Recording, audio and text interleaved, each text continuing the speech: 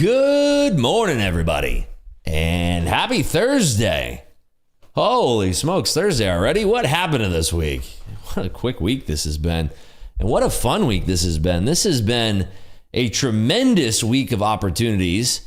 Today on the stream, we do have some fun stuff going on. We'll get to that here in just a moment. If you're here with me either on the Discord chat or in the YouTube chat, go ahead and say what's up. Let's see who's with us here. We have Big Daddy, new member here. Hey, Big Daddy. That sounded a lot weird. It sounded better in my head. Hey, Big Daddy.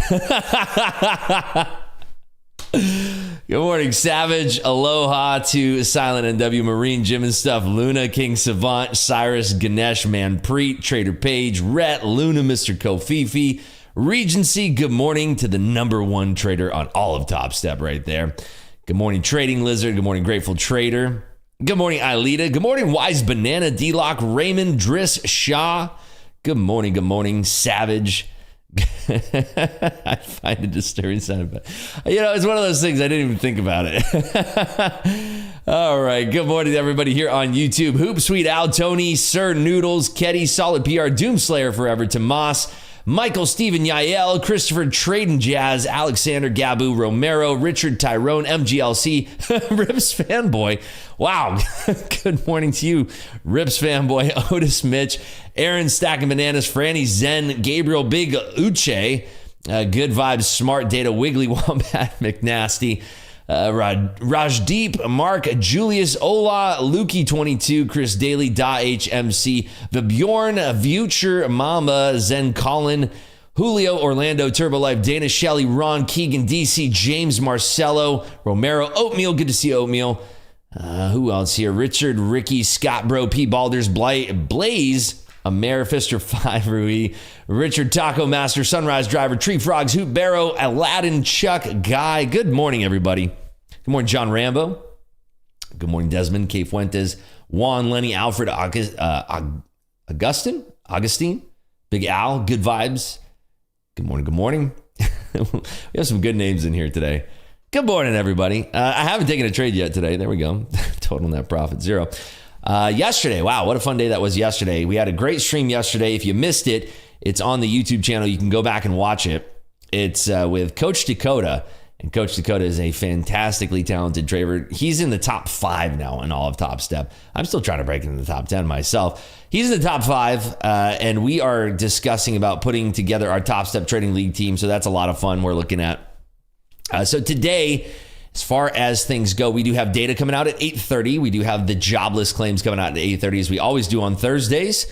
And then we're going to be giving away a Top Step Combine. You may ask, Rips, how do we win the Top Step Combine? Well, that's easy. Well, you smash that lucky like button. The moment that we get to 1,000 likes today on the stream, we will give away that Top Step free Combine. And if we don't get to 1,000 likes by the time the stream is over, it's going to be an exclusive giveaway just for our Discord family. Those are the rules. Hey, listen, I just got to play by the rules today. So smash that lucky like button. We have over 500 of you folks in here. We should be able to jam those likes up really, really quickly here. Rip, I don't have Twitter. Can I win if I just follow you on IG? That's a great question, Wise Banana. Yes, the answer is yes. Follow me on Twitter. Follow me on Instagram. It's going to pop up right here, right there, at Selling Rips. That's how you follow me, either on Twitter or on Instagram. If we don't get to 1,000 likes today by the time the stream is over, we will just go ahead and give that away in Discord. All right, so let's talk about the market today. Let's talk about what we have on deck here. So we're looking at this in a wider range right now. This is our big old wide range here that we're likely going to meander and trade around in. I think the jobless claims could be very, very interesting. Let's see if I have an estimate on the jobless claims yet. I want to get the latest estimate. I don't have any super early previews on it. I can go back to the regular old estimate that we're looking at here. So we're looking at, what's the date today? The 8th. I have to go to this section here. So we're looking at a forecast of 220,000. The high forecast, 227,000. I like my other numbers. Those are going to be coming through in about 10 minutes here. Does anybody else have any trades on right now? I don't have any trades on. We're just kind of chopping around. We did have a failed auction up here at these 834s, our level 834 and 3/4. We did have this auction kind of fail this support here and come on down, but it really wasn't a tremendous big failure here. We kind of tuned down to this area right here, which is right above our Clubhouse level of 797 3/4. What I do want to see is an auction down here to this area and potentially a bottoming out, and then we can start to head back up. But if we do break down, we have room very far down here. You know, we have this whole move to give back essentially. And what's interesting is that when we hit whole numbers like we did yesterday, the S&P hit 5,000. Oh my goodness, S&P futures hitting 5,000 yesterday. Mr. Michael Patak, the CEO and founder of Top Step, traded a 50 lot trade on that, not in the micros, mind you. He traded 50 contracts of the S&P E-mini, which is a big position. That means that every single time the S&P E-mini moves one single point, that's $2,500 profit or loss. So if it goes against you in 10 handles of heat, that's $25,000 worth of heat.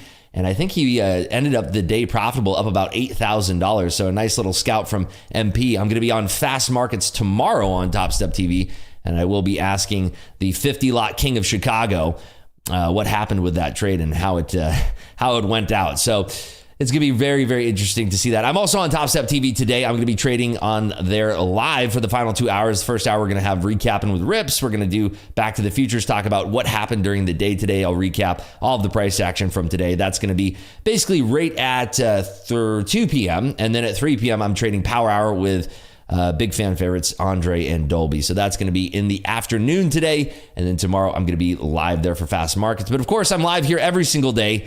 And the way that you find out when I'm going live, you just hit that subscribe button. Make sure your bell notifications are turned on. It sends you a nice little quiet push notification whenever we go live in here. So if we ever do a surprise stream in the middle of the day, maybe there's FOMC, you can get notified of whenever that's going to happen. So I'm probably going to be in a holding pattern here, basically until the data comes out, which again, it's coming in 23 short minutes. I want to be waiting too for my estimates. The high estimate that we're seeing across the board right now for jobless claims is 227,000. We also have, while that comes out, Mr. Thomas Barkin, who's going to be speaking. Yep, there he is. He's going to be barking away 2 times today. We get double the pleasure, double the fun. We get double mint gum. We get Barkin speaking at 8:30, and then he's back again for the primetime speech at 11:30 a.m. And that's going to be right around when the Treasury is doing a 4 and 8 week bill auction, short-term auction. Could be very, very interesting. We had the 10-year note auction yesterday, and it was pretty interesting. We had a lot more participation than what I expected. We had a nice pop-up on that news, an initial flush down, and then we solidified bids and we went higher on that. And that was right around here where we had that bond auction, and then we ripped and rallied. And it was a beautiful thing. So we'll have to see how the short-term 4 and 8 week bill auction kind of plays out today. Julius says, I lied, just scalped up now $355. Nice work there, Julius. Let's go. New traders should not be bottling that kind of trade. I agree with you. Yeah, 50 lots. I mean, good luck. If you have an account that could trade 50 lots, it's a good way to blow it really, really quick. The margin requirement, I think, is $1,000. I'm not sure on the S&Ps, but on the NASDAQ, it's $1,000 per contract. So you would need $50,000 of a minimum balance. But the thing is that the moment that trade goes on, you're going to be taking some heat just in commissions alone. So you'd probably need, a $75,000 account. But I mean, you have to be so spot on in that move. Imagine if it flushed 10 handles against you, you're going to be in a lot of trouble. So time frame of the chart I'm showing. This question was from AP. Good to see AP. Really easy to tell. Usually, if I'm showing my trading view chart here, it's going to be showing you the instrument, right? NQ1, that's basically the front month of the NASDAQ. And then right here, this 1.5 represents the amount of minutes. So if I change it to a 1 hour, it's going to show 1 hour right there. I change it to a 1 minute, it's just going to show a 1 right there. So this is the 15-minute chart. So if you're ever curious about which time frame I'm using, you can usually see that right there. Julius asked, was that a Celsius? It was. Look at this. Here we go. This today is a legendary peach mango green tea. It's delicious, non-carbonated, very, very good flavor. We're still waiting for Celsius to reach out about a sponsorship. I guess the letter got lost in the mail or something, but yeah, it's delicious stuff. I'm back on the Celsius train, and I could not feel better about it. It's amazing. The pucker factor on that 50 lot trade was probably crazy. Yeah, I mean, it doesn't even matter what position you're in as far as, you own the company and, you're a big boss baller and all that. But I mean, you put on a position that large, you can take instant heat on that where it's to the tune of 5 figures like that. So very, very, it was a great, well planned out trade. Obviously, I went back and watched the replay of it. It happened while we were streaming live here, so I didn't get to watch it live in the moment, but it was a very, very exciting stream. You can go back and watch that on Top Step's channel there. So, Rip got to do a ghost. So good. Yeah, I had cases of ghosts for a while, and the Warheads flavors, the Sour Patch. I mean, it was like drinking candy. It was insane. I can't believe that stuff doesn't have any sugar in it there. Let's get this man a sponsorship. Do you take account London highs, lows for your market analysis? Yeah, it depends. It's really interesting because you can have a lack of liquidity during that time unless there's, ECB or Bank of England. When you have certain volatility events that are going to be happening, you have to take those into account. And that's more in the Forex markets versus in the futures markets. The overnight session in Globex is generally the lowest volatility, lowest liquid, lowest volume, unless there's something that is happening overnight. Most traders who are trading equity futures are waiting for the New York session. That's where, I believe that's called the silver bullet hour or whatever the case. But basically from 8:30 Eastern all the way to 10:30 Eastern is probably prime time to be trading that. Coming around 11:30, you do have some volatility for Euro close, and you get into the zombie hour. And then you get lunch hour, then power hour. And power hour has been kind of a mixed bag. Yesterday's power hour was extremely docile. There has been some power hours that have been a very, very fun trade, so to speak. But, it's a mixed bag. If you're trading equity futures and you have a limited time to trade, I really believe that you should try to find times between 8 a.m. Eastern time until 11 a.m. Eastern time. Somewhere in that window, you will find opportunities, and there's different styles for everything. 8:30 is usually when we see a lot of news releases coming out in the New York session, and then 9:30 is the open, so you have an extreme amount of volatility, and sometimes there's news releases, 9:45, 9:30 itself. 10 a.m., there's usually some news releases then. 10:30, you get, crude energy inventories. There's a lot of stuff that happens during that time, and that's when most of the price action is taking place and defining what's going to happen for the rest of the session. Now, that's not to say there's definitely some advantages to trading during the Globex session. Globex is global exchange. It basically represents 6 p.m. until about 8 a.m. In the morning, so it's a pretty big window of time there. And but most of the opportunities, if you're an equities futures trader, so if you're trading the NQ, the S&Ps, the Dow, the Russell, if you're trading the equities futures, you probably want to focus your time frame somewhere between 8 a.m. in the morning, New York time, until 11 a.m. That's usually where you're going to find the most spice in your day there.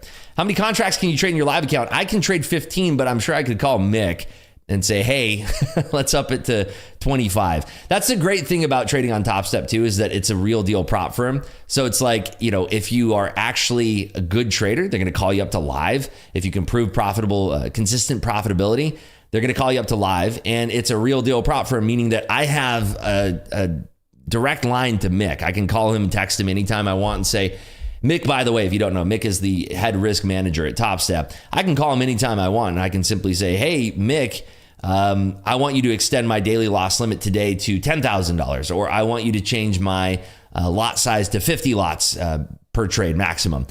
And he might look at that and say, no, listen, you've not been trading well. I don't want you to do that. Or he'll say, looks like you've been trading really well. You have the account equity to support that. Let's go ahead and rock and roll. I haven't really changed that. I told the story yesterday. There was a time when I think I was down $2,000 on the day, and I called Mick and I asked for a little bit of an increase. I think I wanted my daily loss limit to go to like $4,000 or $5,000. And he just asked me, he said, are you sure about that? And just him saying, are you sure about that? I just said, yeah, you're right. I'm done. And that is the kind of relationship that you're not going to see with these other prop firms. It's just not the same thing.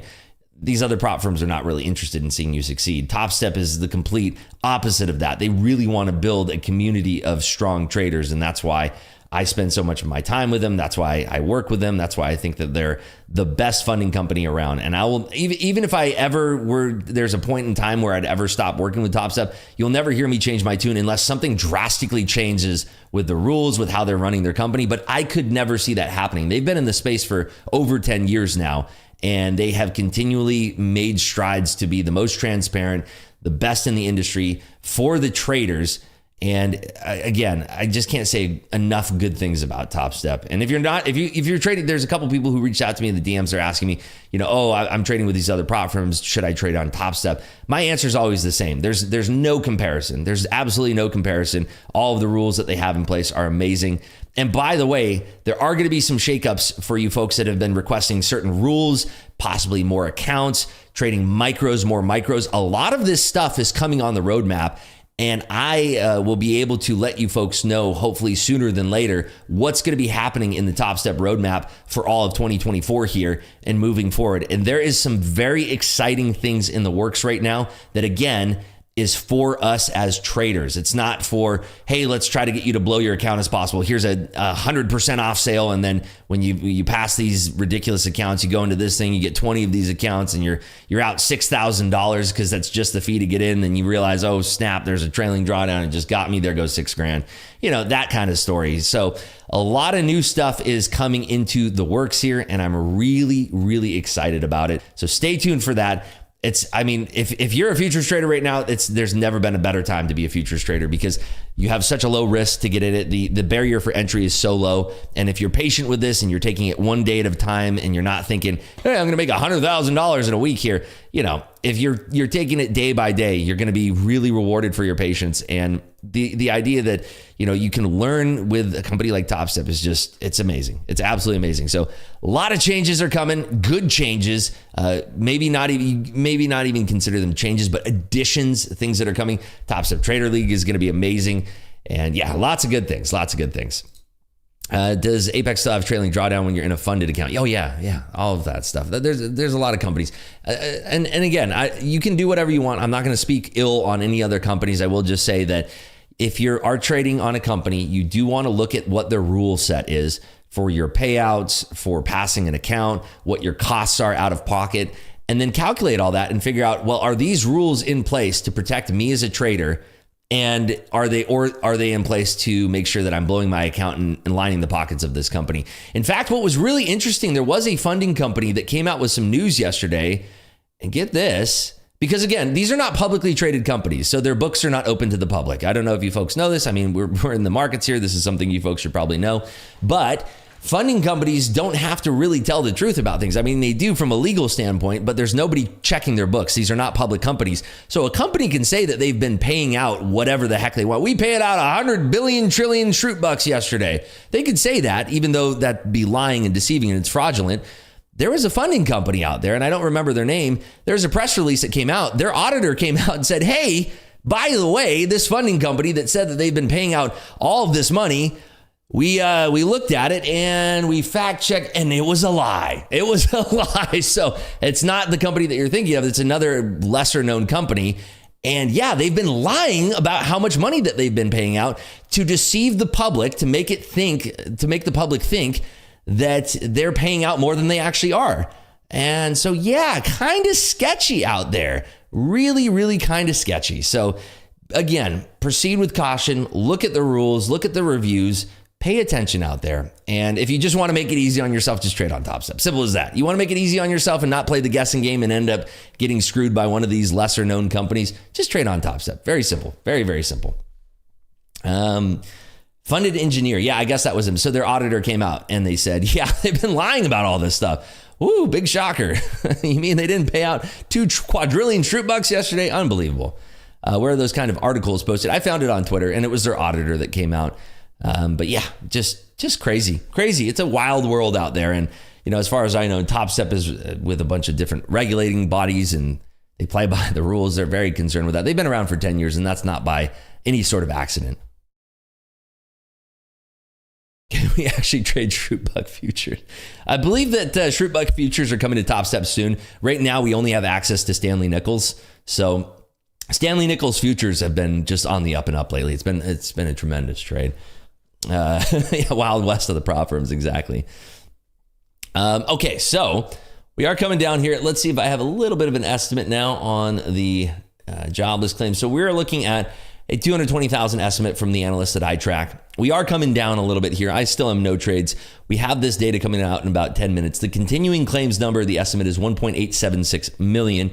The initial jobless claims at 220,000. So let's talk about this print and discuss what are the potentialities here. So we're coming down. We're very close to this Clubhouse level here. We should try to find some bid support here. We might find a bounce. You can see here this volume shelf kind of tapers off right around here, and then we're kind of interested in potentially finding more of this auction coming down here. So if this does break, I think that we will find some liquidity down here in this area, which is conveniently right here where all of that liquidity was contracted, and we might ping pong down here. But here's the thing. The Fed has said multiple times now, ever since their December meeting, that they are looking for a strong labor market, but they don't want it to be too strong. And we always call this the Goldilocks scenario, right? Goldilocks. This one is too cold. This one is too hot. Oh, this one is just right, right? We want the Goldilocks scenario where everything is just right, which is obviously very, very difficult to do. Now, you can argue that the numbers that are coming out are not exactly accurate, as we have all of these revisions that, prior data is being revised by hundreds of thousands, and that's just completely inaccurate. So, take it as you will, but we have to play the numbers as they come out. And what the Fed is looking for on something like this, if the initial jobless claims were 224,000 in the prior read, we're looking at 220,000. That means that the jobless claims are looking to cool ever so slightly. I think if we came in line with that print, that would be strong for the markets, right? It shows that the labor market is cooling a little bit, but not too much, right? Jobless claims coming down by 4,000 claims means that it's not heating up, but it's not cooling. It's kind of just right, but it's cooling ever so slightly, right? If we had a print of jobless claims like 50,000, that would be extreme, and that many people in work. We run the risk. It's very simple.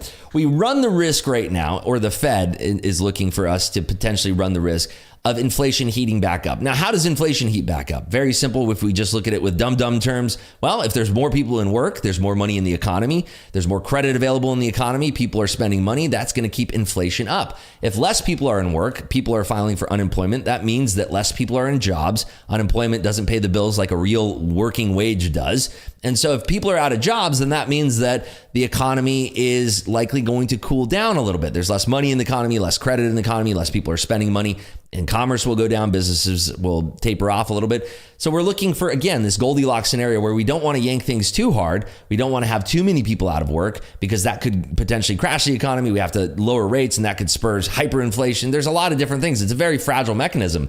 So we really just have to keep all of this in mind when we're trading this stuff. So when the read comes out today, if it's in line with 220,000, I do expect the market to kind of solidify some bids here. That's going to suggest that we could be tapering down. And it's going to be interesting to hear Thomas Barkin's commentary today alongside that. So he's speaking twice. If you missed it at the top of the call here, he's speaking at 8:30 and he's speaking at 11:30 today. So we'll get that jobless claims print. We'll listen for Thomas Barkin's any kind of commentary. I believe, is he speaking on CNBC? What is his speaking engagement here? Let's see. I think he might be on CNBC at 8:30. We are coming down a little bit here. I will want to see if we kind of catch any bids around 780. Jobless claims coming out in just over 5 minutes here. I'm over here yanking too hard. Well, take it easy. My goodness. Everyone wants this fade. Don't think it will roll that easily. Yeah, potentially. Higher employment means more money to spend. Inflation goes up. NQ goes down. Yeah, exactly. Steve's got it here. Steve R.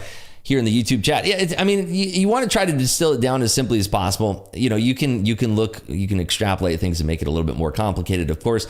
But, when we're trading this type of stuff, you're looking for a general theme. What's going to make the market go down? What's going to make it go up? What's going to make it chop sideways? What will make equities spur to the top side? What will make equities roll to the downside? Try to keep it as simple as possible. Your calendar has Barkin at 12:05, not 11:30. Let's see what my other calendar says here. Barkin, yeah, I see that here on Trading Economics is 12:05, but the one I have, my main calendar that I always go off of, is saying at 11:30 he is speaking at the Economic Club of New York. There is audience and media Q&A, and other details are TBA. So we will have to see. Right now we are bouncing right there at 797 3/4, just a little touch below that right now. And it's going to be interesting if we can actually seek liquidity to the top side here. We do have some interesting levels right above 873s, which is where we topped out yesterday. We do have a level up here at 918/4. So if we do have enough people that are solidifying bids down here in this area, it could potentially get us another leg here to the top side. One lot short at 738. Good luck to you. Wait, 738? Well, was that from yesterday? Oh my goodness. So if you're one lot short at 738, maybe Maybe that's from yesterday. Maybe you're trading your own money account. Yeah, Barkin is speaking in 5 minutes. He's going to be speaking 2 times today, 8:30 and 11:30, or 11:30 may have been changed to 12:05 because that's what the current schedule is saying on Trading Economics. But the schedule that I get every single day refreshed is saying 11:30. Which calendar do you use for news times? Here's the free one right here. This is the one I post here all the time. Barkin is a voting member and on the hawkish side of the chart. Exactly right. Yeah, he is a voter, so his words carry a lot of weight. He is the only Fed speaker that is currently scheduled that I'm aware of who is speaking today. Tomorrow, we do have no Fed speakers that are scheduled as far as I'm aware. There might be some surprise appearances maybe on Bloomberg television or on CNBC. 4 minutes now until the data. Once your profit reaches the max drawdown amount of 4,500 in the 150K account, it goes away. Yeah, that's right. So this is a great thing too about on Top Step. If you have a 150K account and you're up at like 157K, 158K, you actually now have $8,000 worth of drawdown. If you're at 158K, your drawdown is now fixed to 150,000. So you can, I mean, it's a fantastic program. You have plenty of drawdown there. Yeah, Financial Juice saying 12:05. Okay, so yeah, they might have rescheduled it. I get these kind of caught up. Sometimes they can change these schedules a lot. It can get a little willy-nilly. So we'll have to see. I do believe that he's still speaking at the Economic Club of New York, and usually, you know, it's a good place for speeches for Fed Speak. They usually get some nice questions there. Some good press shows up. So we'll have to see. Rips, that Yellen vid yesterday on Top Step was fired. Did I see it? No, I must have missed it. Was it on their live channel or was it posted on their social media? If it was posted on their social media, you guys send me a link. I don't understand why everyone is switching to Apex. They aren't. Who, where, what information are you going off of? As far as I know, people are leaving Apex because they're sick and tired of those rules. People, maybe they switch, they get frustrated, they go, what is this? No, thank you. Bruh. Live video on Top Step TV. I missed that one. I have to see that. If you know the time code, I'll go back and watch it there. Oh goodness, scalped again, up 480. Nice work there, Julius. Way to go. Perhaps we spike down and spike back up. Yeah, a little shake and bake. Could be that. Economic Club bet that place is a party. Yeah, they hold secret society meetings there. You have to wear a mask and a robe. Very fancy pants stuff here. 2.5 minutes now until the data. 2.5 minutes. By the way, if you are watching this live on YouTube, make sure that you're watching at 2x speed so you get caught up all the way. So you're watching it as close to real time as possible. They actually played it twice, played it again at the very end of the day. Very cool. I'll have to check that out. I got to watch that clip. Was it an AI clip or was it an actual real Yellen clip? Yellen video was replayed right after market close. Okay, I'll check that out. Do you still pay a monthly fee after the combine or does it go away when you pass? When you pass, you pay one lifetime fee. You never pay again. That's it. It's $149. AI? Okay, cool. I can't wait to see that. Need to watch it live so we can see your reaction. I'll see if we can do that. Yeah, by the way, folks, the moment that we get to 1,000 likes is when we're giving away that free combine. Right now, we are sitting at 362 likes, and there's 1,200 people in there. What are you folks thinking? Just smash that like button. It's free to like. It's right down there. And when we get to 500 likes, we'll run a poll. 1,000 likes, we'll do the giveaway. Very, very easy to do. I mean, we get to 1,000 likes in this channel super easily. Yellen was tripping balls. Oh, my goodness. All right, 1 minute, folks. 1 minute. I'm going to be trading a Top Step combine on this one. If there's a trade to be had. 60 tick stop on this. I'll try to move it right away. But let's see if we get a little shimmy and a shake off this news here. Right now, we are kind of bottoming out at that 797.75. So good luck, everybody. If you are going to trade this print, please be careful. Things can get a little wild here, a little bit wild. If you called up to live, then you pay $150 per month. Yeah, you pay the CME fees, and it's like $150 or something like that. Yeah.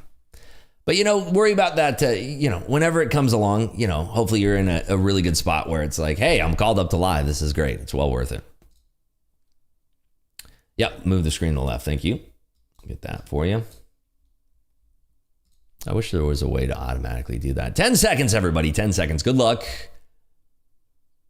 Remember, 220,000 is the estimate. Let's listen. Let's listen closely here. Here it is. 218,000. So that's actually in line. I'm going to try a long here off of that. I think that's going to be good for the markets here. So let's see. My stop is at 86. I'm going to move that up a little bit. So nice little perk up here, a little percocito to the top side. I want to see this clearing above 810. If we have resistance at 810, I think the trade idea is a little bit negated here. So watching this right at 810 here, it is perking up. S&Ps are going up as well. Watching here right around 805. Looking for this to continue here. Not a big reaction, but I don't think it's bad for the markets here. I'm going to add into that for this break above 810 here. Watching very, very closely right up at 810. Do we have the mustard to push on through? Looking good here. 810s are getting tagged. Sweeping those 810s. Can we get follow through? There's that follow through. Love to see that there. Very, very nice. Let's get up to 815s here. And we are continuing this beautiful push here to the top side. Very, very nice. I'm going to take off one lot there, so we're at least paying ourselves. I'm going to move my stop down to these 803s here. A little bit of resistance at those right there at 815, but this could be a little refresher here. My stop's at 803 right now. Watching here if we can hold these 805s or not. I'm happy to get stopped out on this tid. So yeah, stopped out. A little bit of a scratch trade there. That's going to put us up a whopping $61 on the day there. But, you know, playing the price action in front of us. Not a huge reaction there. Not a big old reaction. But a quick little scalp there. We could have taken the whole thing down at 815. But I was looking for us to get tooled back up to 834 there. So let's watch the price action, how this plays out. We're also listening for Thomas Barkin right now.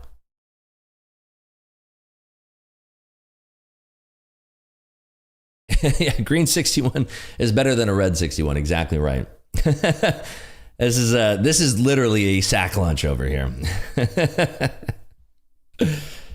What would you say are the benefits of going into a live account? Well, I mean, if you want to see your prints hit the market, you know, you want to see your trades actually hit the print, that can be a good thing.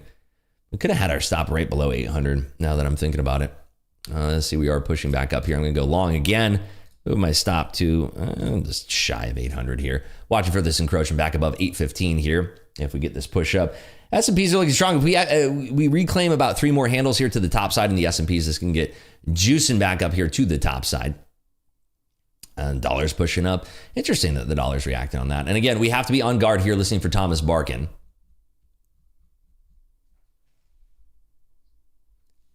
Economic data has been remarkable across the board. He's worried about the accuracy of numbers. That's interesting. Oh, I gotta move that. Sorry.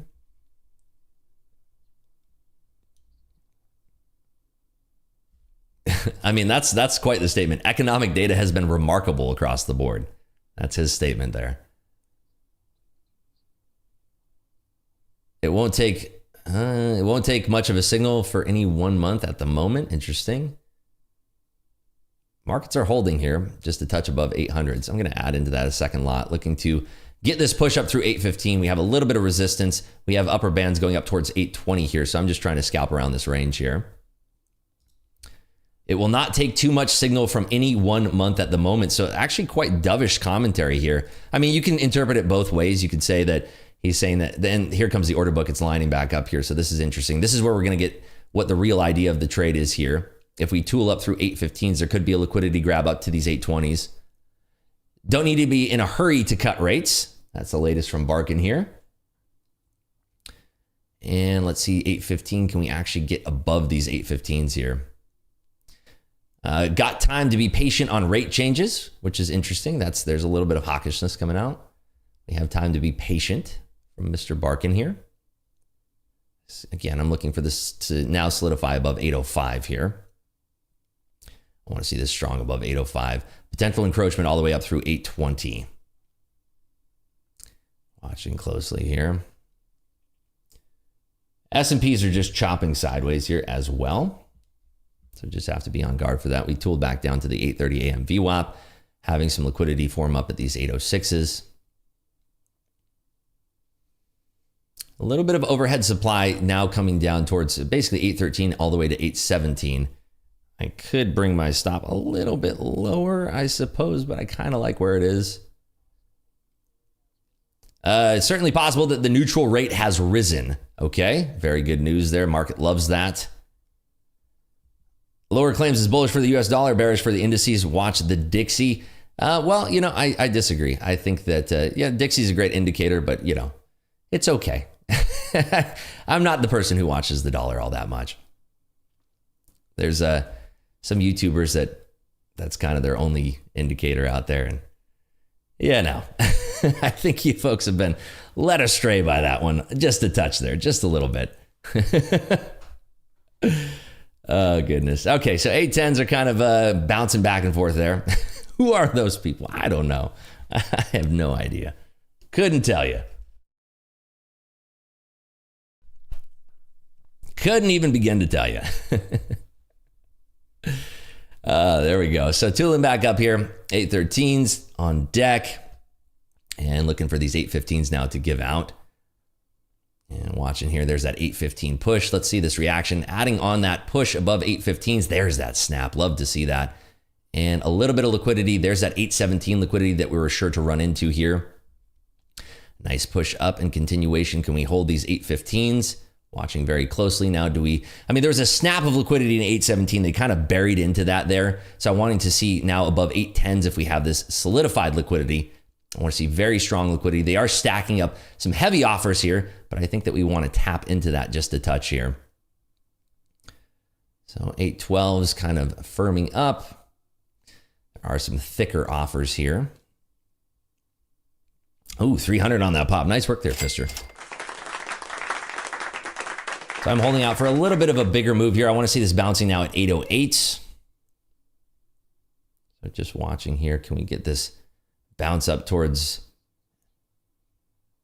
Barkin says he wants to see disinflation for a few more months. Disinflation, nice keyword. They're adding to that, looking for 815. Clear out once more and a retest into those 17s to the top side here.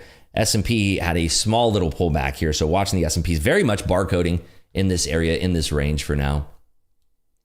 So again, watching for these 808s to hold up here. We want to see this tooling back up towards that 815 level with thinner offers on the ask side. Any reason why we don't have TPs right now just to stop? It's just indicative of the way that I trade. It's the style that I use. Everybody's different, right? Everybody has a different style of trading. This is the way that I trade. I like to trade with momentum, and I want to pull out on the offer when I see certain types of shift in liquidity or in the order flow here that I'm watching. The dollar is flying. Look out, folks. The dollar's flying. Watch out.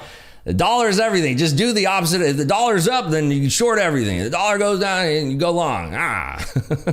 Sorry. I can't help myself sometimes, but come on, folks. If it was that easy, we'd all be trillionaires, right? Come on. Use this thing. It's in between your ears. It's called your noggin. There we go. And there's our cover right there for 2 contracts. Beautiful trade. Oh no, the dollar's flying. We don't know what's going on. Good golly. You folks owe it better to yourself. If you're following a knucklehead, if you're following one of those knuckleheads who's just betrayed you and said, the dollar's everything. Look at what the dollar's doing. If the dollar's going up, you short it. If the dollar's going down, you long it. Like, come on. If it was that easy, we'd all be worth $1 trillion by now, right? Come on. Use your noggin, folks. Don't be a knucklehead. And by the way, the dollar's going up. Go yourself and you. Yeah, you. You, you're banned. Oh, goodness. Come on, folks. You're smarter than that. You're turning into the stream. You're already showing a very high level of intelligence. Oh no, what's the dollar doing now? Oh man, the dollar, it's going up. We got to short it. Oh geez. All right, we're going to cover one more here. There we go on the offer. And now we're protected in this profit here. Hey, so nice trading. Thank goodness we didn't use the dollar as an indicator. What a stupid thing that would be to do. What a moronic thing that would be to do. Let's look only at the dollar and see what the dollar's doing. Let's pay attention to nothing else other than the Dixie. Oh, goodness. We're having fun here. It's Thursday and we have a giveaway coming up. I always get excited when we have giveaways. What are we at here? We're at 567 likes. Let's go ahead and run a poll. Let's run a poll here. All right. A little bit of a poll. It's all in good fun, folks. Patrick has a good heart. It's all in good fun. Follow each other on social media. We just have fun. We're just having fun. All right. Which does the NQ end the day up or down? And we'll do up, down. Oh my goodness, we're still going up here. And we'll do, I have no idea. All right, starting the poll, folks. Please vote in that poll. And by the way, smash that lucky like button. We get to 1,000 likes, we give away free Top Step Combine. And who doesn't want that? Come on. Who doesn't want that? Who doesn't want a free combine? Come on. Congratulations to anybody who caught something similar here. This is a beautiful, beautiful trade to the top side here. Just using those jobs numbers. We're trading the market in front of us based on the data that's coming out. And Thomas Barkin, his words are carrying the market right now. So reminder on February 7th, Fed's Collins said it's possible that the neutral rate has increased, whereas Barkin said it decreased. Yeah.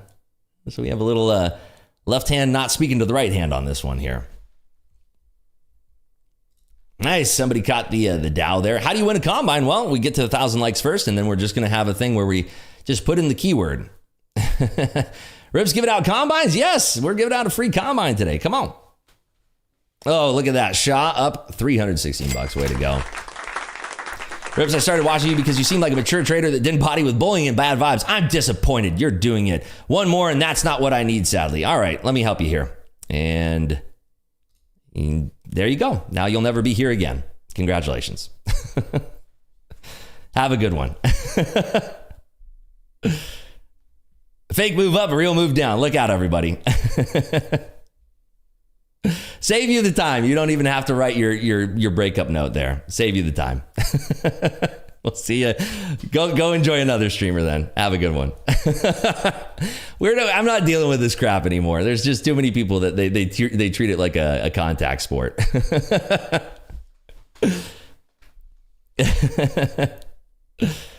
Have a good one. Hope to see you never again. Anyway, all right. So we are holding these 820s here. And yeah, 820s are holding pretty strong here. And what are we at here, by the way? What have I realized? We are at 708 realized. I still have... Oh, wait, that's it. We got stopped. Too much going on here. So we're up $708 there. Just trading one account, trading very small size. I think we had 4 contracts on that trade. And there you have it. There we have it, folks. Hey, the stop you placed, was it just based on a level or a number to save some profit? No, so it was based on market structure. So I'm trading off of a 5-minute on my main screen. This is a 30-second chart over here. The reason why we use a 30-second chart is so that we can see each and every execution that we're taking here, because there's no transparency in this space. There's just none. There's zero transparency. People they hide everything from you. They pretend that they win all the time, every day, and there's just no transparency. We're against that here in this stream. And so right here, you could see every single one of my executions. The stop that I had was based on this peak right here, and you can see we dipped down right into it. I could have tooled it down a little bit more, but yeah. So it's one of those things where you're just using the market structure to your advantage. Obviously, I think this thing could continue to rally, but I'm happy to take profit on that trade right there. Happy to be up as much as we are. But yeah, make sure that if you're going to a stream, there's folks out there that are going to stream, and I'm done talking about other people, but just make sure that you're watching a stream where you can see executions. They're talking about their trades the moment they go on, not later on, right? What's my overall strategy? I'm big on market structure, auction theory, order flow reading. It's an amalgamation of all of these things. You can call it smart money concepts. You can call it Wyckoff. Market structure is a big deal. We had a webinar talking about inefficiencies, fair value gaps, single prints on the TPO yesterday here in Clubhouse, where we discussed all of that stuff. And I went over a very specific setup that you could use. If you want to check that out, it's in the webinar archive right now. Not trying to be funny, but the dollar's really ripping. No, I get it. I understand. That's fine. But if you're, again, it's like when I first started trading, I had so many indicators on my chart, and there was one that I really, really liked. It was called the squeeze indicator. I think it was on the Thinkorswim. It's called the squeeze indicator. And I thought, when this thing had green lights on, I thought, wow, this is the secret to winning in the stock market. And, there's most indicators. I mean, almost every single indicator that I know of, it lags, and every indicator is a lagging indicator. TOS squeeze. Okay, so it was Thinkorswim. Yeah, I don't think it's TTM squeeze. Is it TTM or is it Thinkorswim? Maybe. But anyway, I had my chart so covered with indicators that I couldn't even see the price action, right? I couldn't even see the price action. And so it was a huge deal for me, right? It was a huge deal for me that I thought that I found the magic bullet to everything when I use these indicators. But it turns out that so TTM on TradingView, okay, so maybe it's on TradingView, something different on Thinkorswim, right? But these indicators, you can use them coupled with your strategy, and that's where most people find value. But if you're just looking at one thing as an indicator, and this is what newer traders look like, right? I mentor people all day, every single day, and I can always tell a newer trader by the amount of indicators that they're using on their chart. And I used to be one of these newer traders who covered their charts and indicators. And there's nothing, I'm not talking smack on anybody. I'm just saying it's indicative that you're probably newer to the game if you're covering your charts and all of these indicators. And it's fine. If it works for you, whatever, right? But what I found, what works for me is having less is more in my case. And there's certain things that you're wanting to look out for. Now, if you're using indicators to pair it with another part of your strategy, then fantastic. The thing that newer traders are always looking for is if X equals 1, then B equals 2, right? They just want the answer where it's like, well, if it does this, then I do this and we all make money, right? Well, no, because if it was that simple, you could write a very simplistic algorithm to execute just based on one single thing like that. And the problem is that we're dealing with an organism here it's a completely organic organism. This is a market that is conducted through, there's computers that are making these trades, but these computers are directed by humans, and these humans have created instructions. There's very advanced AI now that's running a lot of these algorithms, these trades. But beyond that, we have market participants, right? We have market trades that are directed by the participants, whether they're retail traders or they're institutional traders that are acting on behalf of their clients or on the own interest of their own banks. This is all humans that are doing this, right? Even though algorithms are often executing these trades, it's humans themselves who have the ideas behind these trades, and humans are infallible in the sense that we have certain ideas that are not going to be an exact science. And when you're dealing with an organism like this, the best thing that you can do is following a trend, following momentum. That's why I find value in being a momentum trader. And this is one of my key styles here, right? One of my key styles is following momentum, following a trend, and trying to discover a trend as it's forming. Like that, we had a trend to the upside that was forming. My data that I used for that was paired two things here. Number one, it was the commentary out of Thomas Barker, where I said that was really good for the economy, or at least in the short term for his speech. And number two was the jobless claims number. We said that before the claim number came out. I said anything that's close to 220,000 is going to be bullish for the market, right? We go back and rewind. That's exactly what I said. The print came in at 218,000. So I'm using these data-driven events that we're going to have algorithms that are going to be trading on that. I don't give a flip whether or not the numbers are real. I don't care if what Thomas Barkin's saying, what he's saying is a bunch of hogwash. I don't care about any of that. It doesn't change my reality. What I care about is I'm trying to pull money from the market, and I'm using this information to direct my trades. And so try to find a way to get there with the markets. If you're an event-driven trader, try to leave your bias at the door where, I didn't really have a bias. If the print comes in that we have 300,000 people looking for job, 300,000 claims filed for jobless unemployment, well, then I think the market's going to react negatively on that. I don't think it's going to be a positive print. Anything that's super out of line there, even if we came in at, let's say 80,000, I think the market would drop on that because it's going to be, the only way that the market goes up is if the print is in line. And so that's what I'm looking for on that. I'm not looking at, if this instrument over here does this, if the VIX goes down, if the Dixie goes up, if the euro dollar does this, if the CAD euro does this. I'm not looking at that. I'm instead looking at, at 8:30 here, we have two events that are going to create volatility. Number one, employment data. Number two, Thomas Barkin speaking. That's what the market's telling me that it's going to react on. So I'm going to pay attention to that. You can have ancillary factors like, the Dixie that was, I guess, shooting up and everybody's saying, short it, Dixie's going up. That's not really going to have much of a compounding effect on things because the Dixie can move. There's traders that are having different ideas for that because maybe the dollar long term is going to react to the top side on that print. There's a lot of different factors in that. So when you see a snap reaction out of something like that, it's less important during the time of when this data is coming out. So like National says in here, too many indicators is analysis paralysis. I agree with you 100%. But yeah, you don't have to be snapping off trades like this. You don't have to be, trading momentum. You don't have to be an event-driven trader.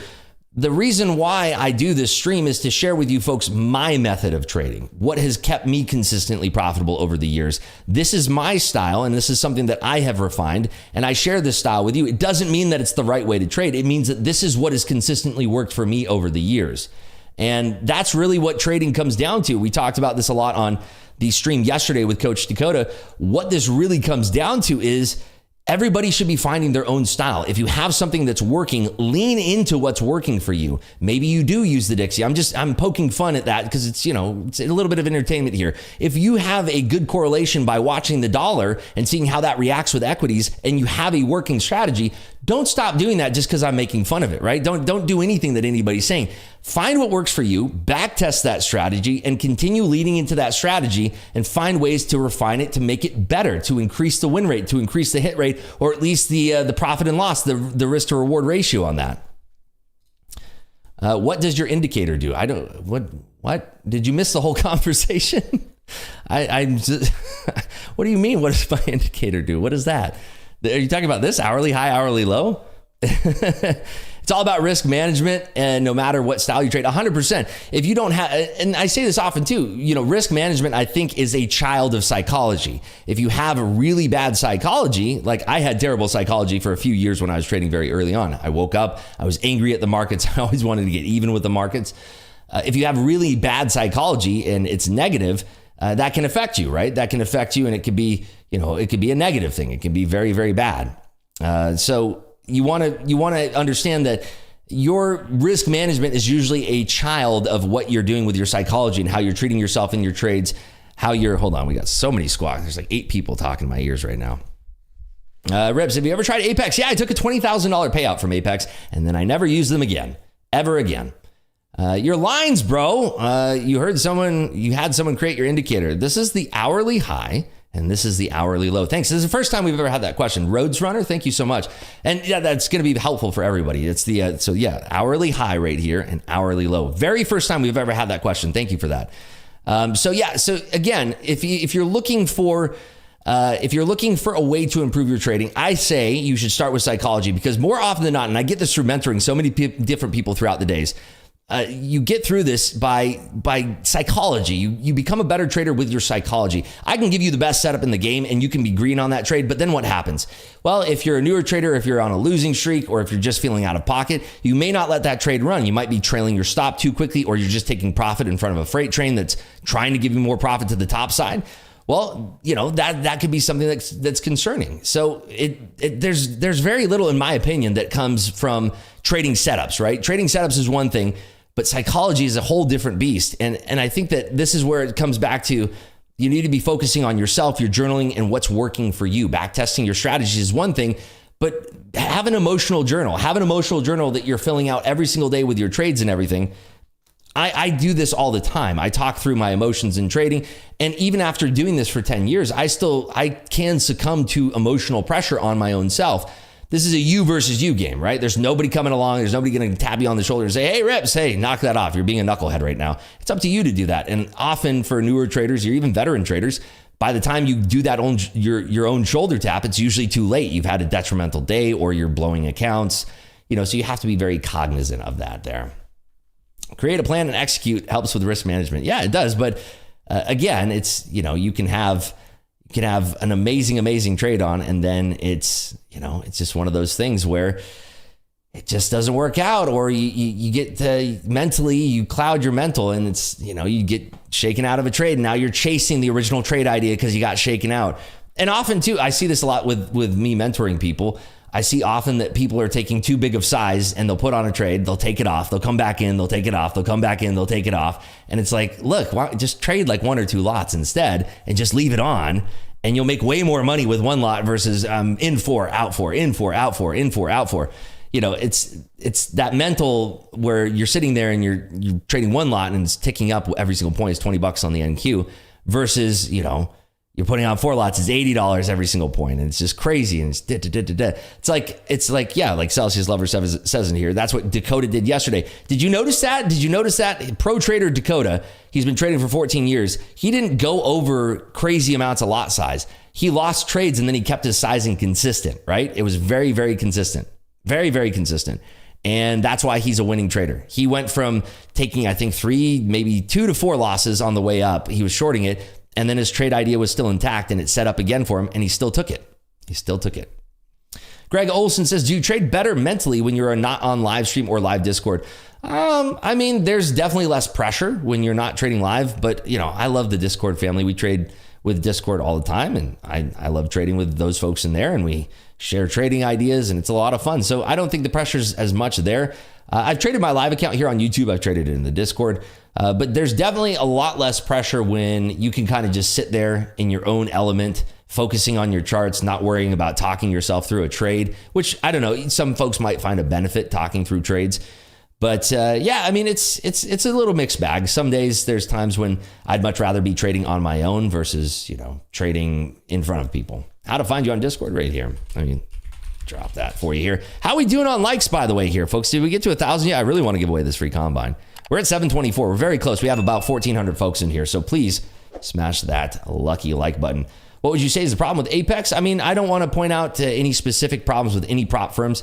It's different for everybody. I just personally think that there's certain prop firms out there, I'm not going to name any names, that there's certain rules that are not in place that benefit you as a trader, whereas Top Step, I think every single rule in place benefits you as a trader. That maximum daily loss limit benefits you as a trader. The scaling plan benefits you as a trader. The moment that you get your XFA, if you're trading a 150K XFA, you can only go max size 3 lots, which is amazing.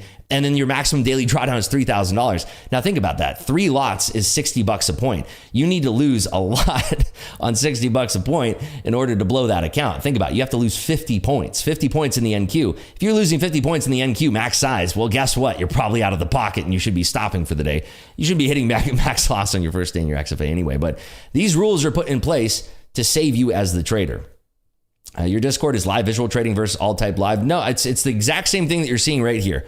Exact same layout, but there's zero latency. There's absolutely no latency. I mean, maybe 20 milliseconds, 100 milliseconds, whatever. But that's the thing. It's the reason why people love the Discord is, well, we have an amazing community. We have the webinar archive. We have live webinars. We do live coaching, 15-minute one-on-one sessions, which don't cost anything extra. And then, of course, I think the biggest draw is the fact that there's zero latency. So these streams come in with very, very low latency here. Why did you leave Apex after 20K payout? It just wasn't conducive with my trading style at all. I would much prefer to trade on Top Step. And that's just that's my personal opinion. It didn't work. It wasn't conducive with my trading style. Simple as that.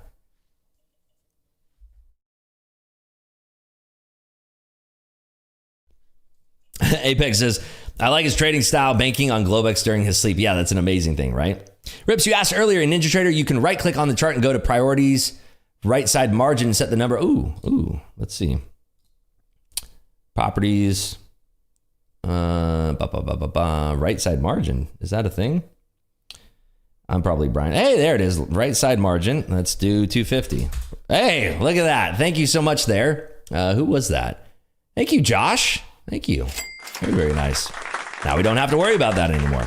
Bingo, bango. There we go. Amazing. Yellen, we want Yellen. I think I've watched this thing like 5 times. Absolute gold. Give it up for Josh here in the YouTube chat. Blowing Apex evals even when you're positive sucks with the interposition drawdown. Yeah, there's people blow accounts on those other prop firms, and it's like I don't even want to get into it. We're 200 likes away, folks. I want to give away this Top Step combine before we get the market open. Let's do it. Come on, we can do this. Only 200 more. There's 1,400 of you folks in here. Have I traded Forex before? Very, very slightly. Was not a big fan of it myself. So very, very little. Traded plenty of crypto, equities, options, futures. Currency pairs very limited. So there's intra position on Top Step too. No, there's not. You are out of your mind, Julius. Absolutely not. So let me explain the difference. If I go up in a position, $2,000 in Top Step, I'm green $2,000. I don't realize any profit, and I go back to zero, and I close at break even. My account says, hey, you're break even. If I do it on another prop firm, I go up $2,000. I go back to break even. I close that trade. My trailing drawdown has now been increased $2,000. Why? Because I'm not Miss Cleo. Call me now. I'm not Miss Cleo, and I did not predict that I knew that $2,000 was going to be the peak of that range, which is ridiculous. Think about that. That's not real trading, right? That's not real trading. That's ridiculous. I mean, come on. This is just critical thinking, folks. You just use a little bit of critical thinking, and there you go. There you go. Rip, I have to go now, but I'll come back later for a bonus giveaway. Hey, there you go, Roselle. Even if you realize it and lose it before the end of the day, it still doesn't go up. Yes, exactly. That's right. You can realize $2,000 and you lose $2,000. You're back at zero. Trailing drawdown hasn't moved at all. There you go. It's crazy. I mean, again, that's not real trading. Imagine if your brokerage did that. Okay, this is how you can have the comparison. Imagine if you're depositing real money into a brokerage, and that brokerage account says that anytime that you make money, we're going to subtract that from your account down here. And if you don't realize it, we're going to keep that subtracted from your account until you make that money back again. What? Now imagine the same brokerage is like, hey, we're going to set a maximum daily loss limit on your account. So if you go below there, we don't want you to lose a lot of money on your account. We're looking out for you. And it's your first week of trading here. So we're going to limit the amount of lots that you can take here on your real live account here. How does that sound? I'd be like, oh, sweet. You folks want me to succeed. That's incredible. Thank you, Rips. I took off some indicators and now I'm proud. Hey, there you go. Again, I'm not trying to be rude to anybody. I'm having, we're having fun. This is a little level of entertainment. If you have luck and you have skill with using indicators on your chart, just because some knucklehead on YouTube is telling you, stop using indicators, don't listen to me. Do what works for you. Backtest your strategies. If your strategy involves a lot of indicators that it works, use them. I'm just talking about my own personal experience. TopStep doesn't reconcile your account until the end of the day, usually around 5 or 6 p.m. So it only matters what you have in the account at the end of the day. Bingo, you nailed it, Steve. There you go. Bookmap is the only indicator I use. Yep, there you go. Bookmap is the one. By the way, I'm still going to continue pressing MP on getting us those micros because I know that's a big deal for you folks. And potentially, I really want to talk to them about on that 50K account, instead of doing $200 days, 5 $200 days, maybe 7 $100 days, something like that. Wouldn't that be cool? I really imagine anything that we talk about in here. I want to take your community feedback and I want to bring that directly to TopStep and really just, because I want TopStep to be the best funding company around where everybody's on the same page. They go, yeah, there's no question. It's the best, right? 3 $100 days. If I make 2K per day, I want to pay out. Yeah, I mean, we'll come up with something, right? We'll come up with something to talk to these funding companies about. Thank you, Rips. Done for the day and up 680 on a short and gold. Nice work there, Marcelo. There you go. You want to make it harder? No. I mean, if you're on a 50K account, making $100 is easier than making $200, right? No, not more days. Maybe it's just like 5 days of $100, right? I don't know. I think it can go here or there. I know that TopStep is looking for ways to improve their whole program. I mean, I'm of the camp. I love everything the way that it is, of course, because I've had a lot of success with TopStep myself, and I think that the rules in place are fantastic. But yeah, I think and you know what? I should say that I don't ever trade the 50K accounts myself. I only trade the 150Ks because my style is not conducive to work with the 50K accounts.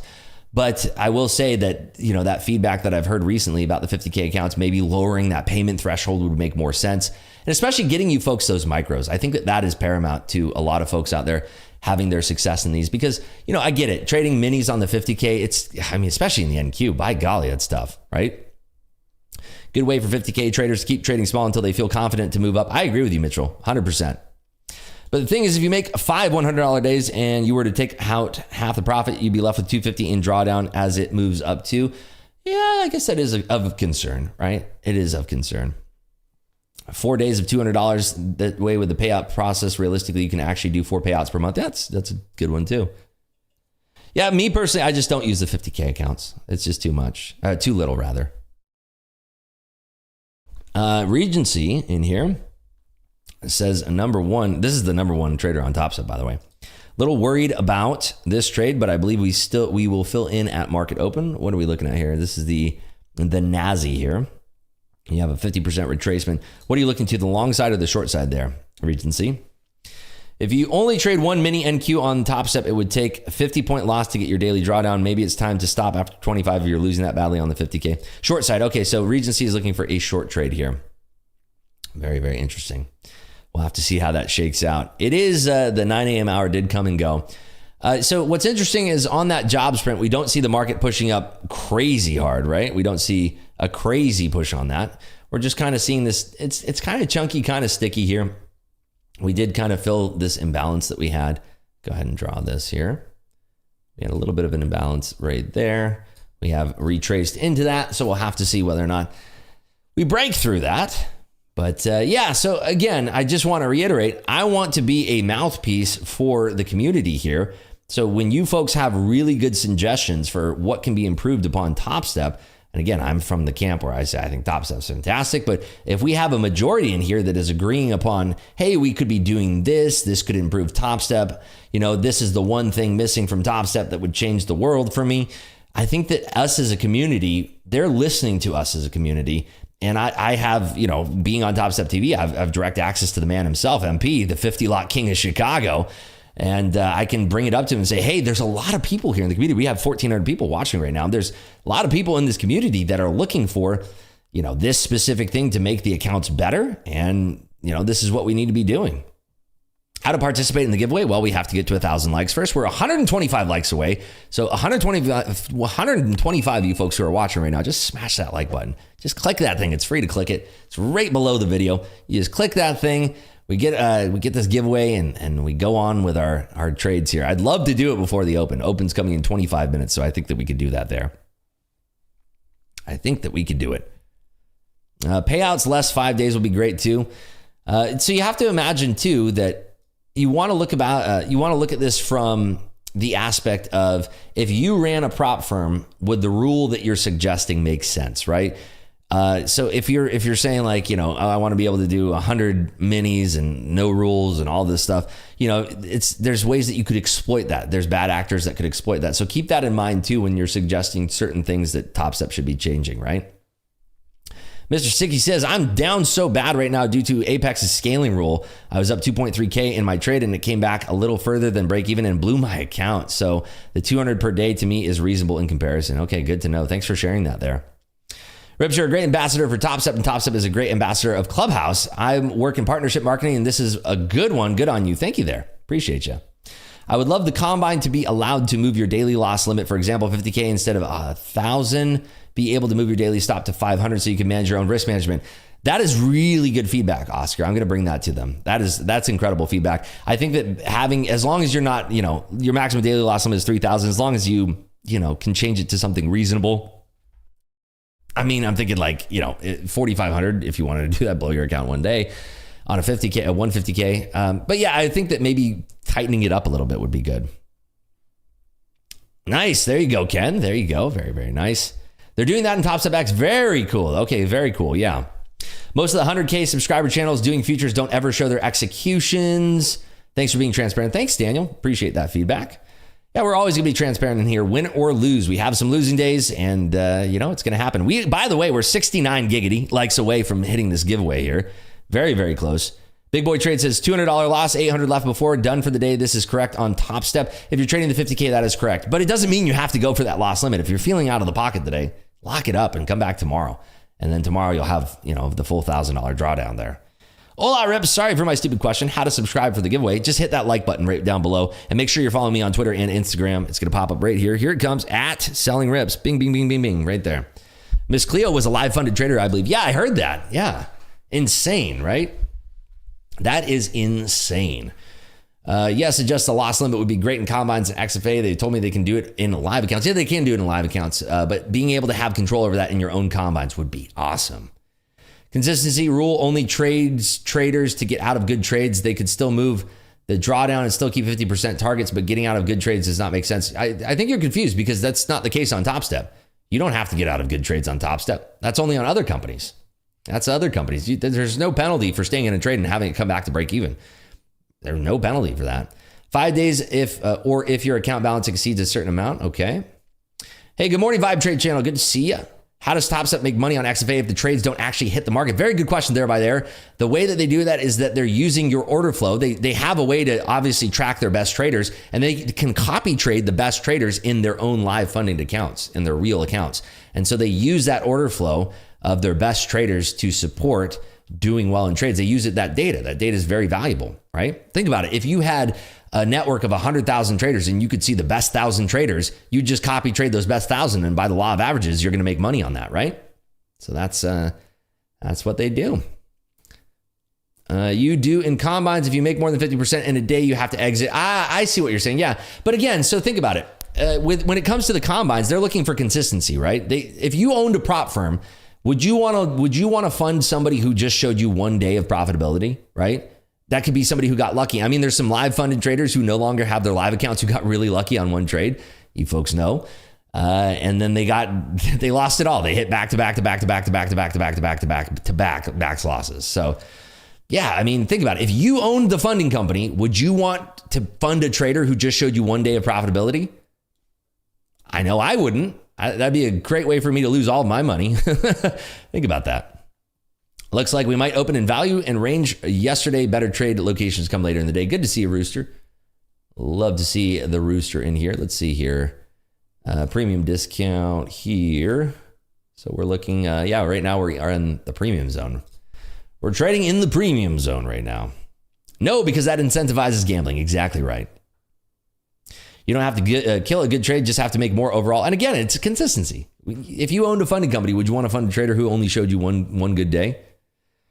26 likes away here, folks. 26. Rips with a 20K trade on Powell Day, 1 day pass, please. They can make it where you still have to hit a target, bring up the drawdown, and still require 50% more. Yeah, I mean, you can make more than the 50%. You just have to make more later on.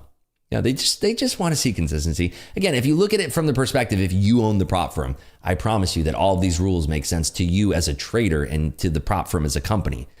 You know, there's a lot of bad actors out there too. You have to be wary of. Maybe I don't understand, but if you have a trailing stop on a strong trend day, are you supposed to cut it short because you reach a certain profit level? Yeah, but it's a 50% rule. So on the 150K account, the most that you can make in a single day is $4,500. If you do that back to back, you pass the account in 2 days, but you shouldn't be trying to pass these accounts in 2 days. I mean, my average, I think, for passing combines is like somewhere betwixt 5 and 9 days, which is pretty quick, you know? It's pretty quick. But you shouldn't be rushing to pass these things. You should be trading how you're going to be trading in your XFA. You shouldn't be going Hambone Jones, right? I think we should all get one Top Step account like MP with 50 lots available. Yeah. Woo, Top Step wouldn't be around in a week. Is it at all sim? Orders don't hit the market until unfunded, then you use your money to fund the live account. I thought you don't use your money to fund the live account. They fund it for you. You talk about in your XFA, the XFA, you have the opportunity to withdraw that money when they move you up to a live. But in the live account, your orders actually hit the market. In the XFA, they have many XFA traders, and they can segment who are the best XFA traders and then copy trade those on their own accounts within Top Step. When you rush to pass them, you blow your account. There you go. Exactly right. There's no rush. We want a 500K account so we can trade 50 lots. Oh, goodness. Does the XFA still have the consistency rule? No. Yeah. So great question here by Space Ghost. You can make as much money in the XFA as you want. There is no consistency rule. You can make $100,000 in a day. You can make $33,000 on each account, copy 3 ways. There you go. $100,000 day right there. When live, do you have the option for the data fee to be deducted from your account balance? I don't know. I haven't looked into that. I mean, it's 100. I think I pay $135 a month, something like that. It's cheap. Alrighty, folks. There we go. We got 1,000 likes, and look at that. We did it. You folks are the best. Look at that. I love it. You folks are the best. Hats off to all of you. We're going to do this giveaway for a free Top Step combine. It's really, really easy. So here's all you have to do to qualify. Super simple. You follow right down there, @SellingRips. Go on Twitter, type in @SellingRips. Follow me there. I'm sure most of you do already. Go on Instagram, follow Selling Rips, not the fake one, @SellingRips. Follow me there. That's all you have to do to qualify. We're going to do a keyword here. We're going to do a keyword. I think we should probably highlight Thomas Barkin for the keyword. How do we feel about that? Let's see here. Do giveaways, and we'll get this scooted on over here. And we'll do the channel member luck is going to be 3 times more likely for folks that are members in the channel here. So a lot of luck there. Nice lot of luck. Okay, there we go. So 3 times the luck. The keyword is going to be, let's make it easy. I want everybody to be able to win this. So we're going to make it woof. For Thomas Barkin here, keyword is woof. Type in woof. Type in woof in the chat. Nice and easy. WOOF. Type that in to qualify for the free Top Step combine. There you go. Folks in the Discord, you got to type it in the YouTube chat. You have to type it in the YouTube chat. It doesn't work in Discord, unfortunately. That's the only downside here. Let me send you a link to the stream if you don't already have it. There you go. Woof, woof, woof. Everybody's barking in here for Thomas Barkin. I love it. Oh, I love it. We got everybody barking in here. This is great. Oh, I love it. I love it. This is so much fun. Look at that. Already 318 people are eligible for the giveaway. I love it, folks.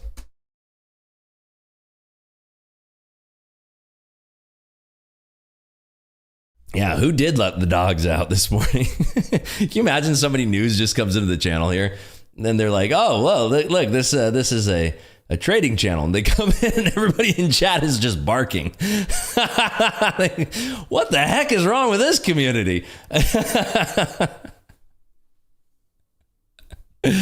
Oh, goodness. Look at that. 373 are eligible. We'll give you folks about 2 more minutes here. I want to make sure everybody can qualify. And you folks got those likes up so fast. I really do appreciate that. We got some horses in here. Oh, my goodness. Hey, Ribs, any books that you recommend to understand the market? Yes. Markets in Profile, and Mind Over Markets. Those are 2 that explain the auction theory really, really well. We got the rooster cock-a-doodle-doo in here. So just type in WOOF one single time. We have 400 of you folks that are eligible. There's 1,300 of you folks that are watching right now. So again, you just type in WOOF one single time. It'll get you entered into the giveaway.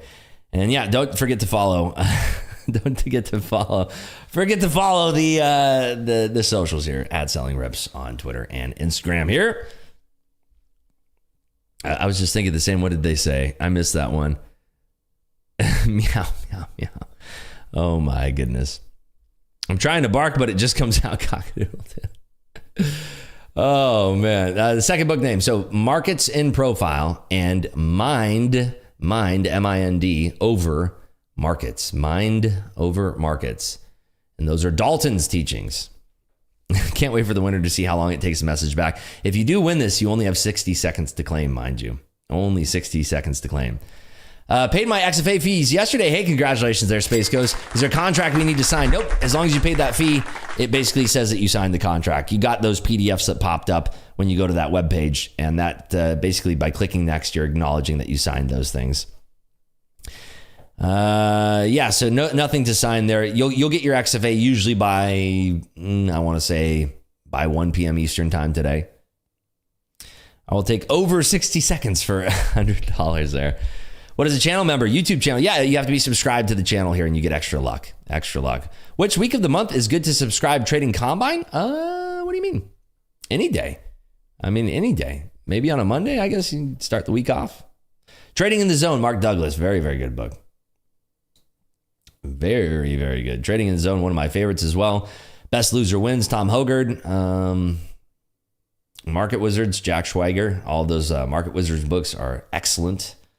Trying to think what else. I mean, there's so many. I mean, there's a lot of good ones out there. You folks in chat. All right, here we go. We're going to be drawing here. We got 471. I want to make sure everybody gets a chance here. Remember, here's how you claim your prize. If you are the lucky winner, all you have to do is type, wait, hold on. I got disconnected from chat here and I'm back. Okay. All you have to do is just type in I won and then say my Twitter username is this or my Instagram username is this. And don't put the @ symbol because then it won't come through in the message. So yesterday we had Eric who won yesterday, very snappy on their toes. I actually did a one-on-one with Eric yesterday. It was fantastic. But yeah, so you just say my Twitter username is this or my Instagram username is this. Okay, we'll give you folks a couple more minutes. I do see some more entries coming in here. Just a couple more minutes here. Well, not a couple more minutes. We'll give it 30 more seconds here. 487 are eligible. I think that we could probably get this up to 500. I just want to make sure that everybody here is in. 490. We're getting close to that 500. Just type in WOOF one single time.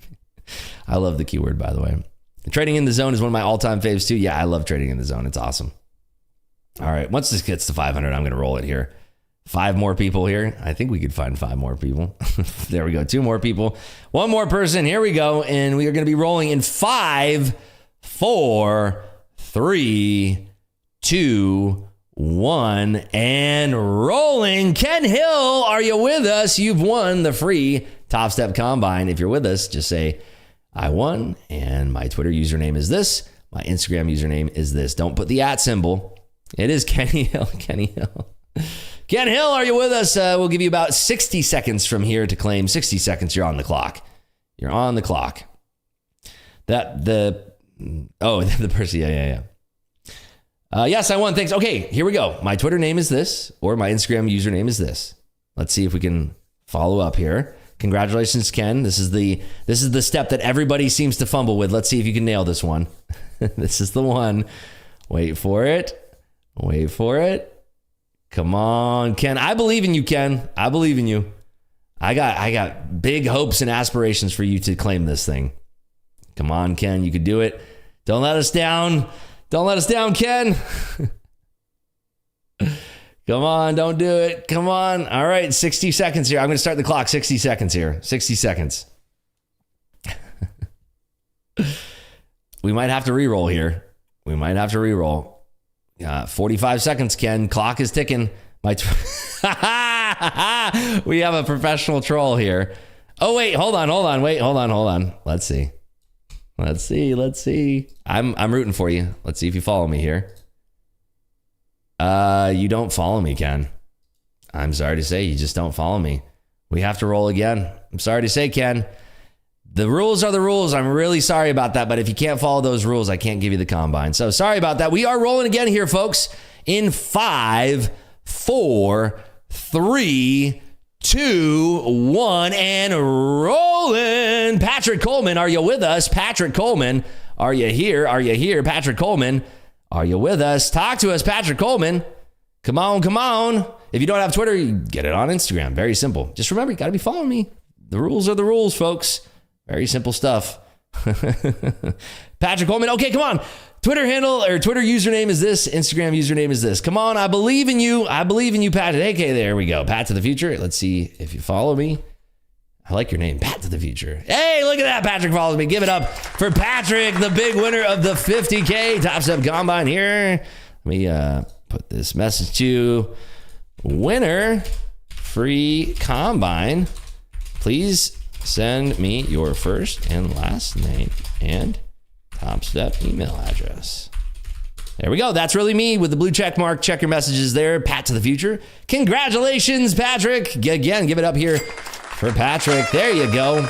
Yeah, Ken sent me his handle, but he wasn't following me. Can't do that. No. Can't do that. All right, so here we go. We are setting up for the day now. Giveaways are over. Good stuff. Thanks for everybody for coming out. That was a lot of fun. I love giving away Top Step free combines. It's always a lot of fun.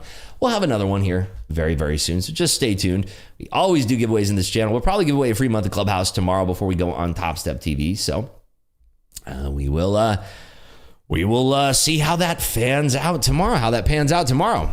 Yeah, Selling Rips has a blue check mark. That is me. Selling Rips with the blue check mark. That is me. Ken should be mad. Get out of here. Can you imagine that? You know, you enter a contest, you get great odds, you get 1 in 500, you finally win, and then it's like, what? You didn't follow the easiest part. You follow. Come on. Thought I could create a fresh X account in time. Oh, come on, Ken. Come on. Oh, dang it. You got the woof part down, but the following me. But next time, Ken, I'm rooting for you for next time. All right, so what are we looking for here off the open? What are we looking for here, folks? What are we looking for here? So we have pushed back up into this inefficiency, this fair value gap, whatever you want to call it here. This is on the 15-minute chart here. We have pushed into this. We are in a premium zone right now. So based on this move from yesterday, we are currently in the premium zone. You know what, Ken? Since you did win, if you messaged me on Twitter, since you meant well, right? You meant well. If you message me on Twitter from that account and you are following me, I'll give you a free month of Clubhouse. How about that? We'll do that for you. Because you know what? You won the drawing, but you didn't follow the instructions. But you know what? I tried to get through 5 different pages. So if you follow me right now on Twitter and you send me a DM, I'll give you a free month of Clubhouse. How about that? So there you go. All right, so what are we looking for here? We got about 5 minutes here until the open. We are looking to see whether or not we're going to clear above the VWAP here. I want to see clearance above the VWAP and then interaction here with this point of control. If we get above that point of control here, then there is a potential that we will get up to that 73 level. So that's what we're looking for to the top side there. potentially getting up to that 873 level, and it could be very, very interesting up there. I'm going to take a quick restroom break here, folks, and I'll be right back with you.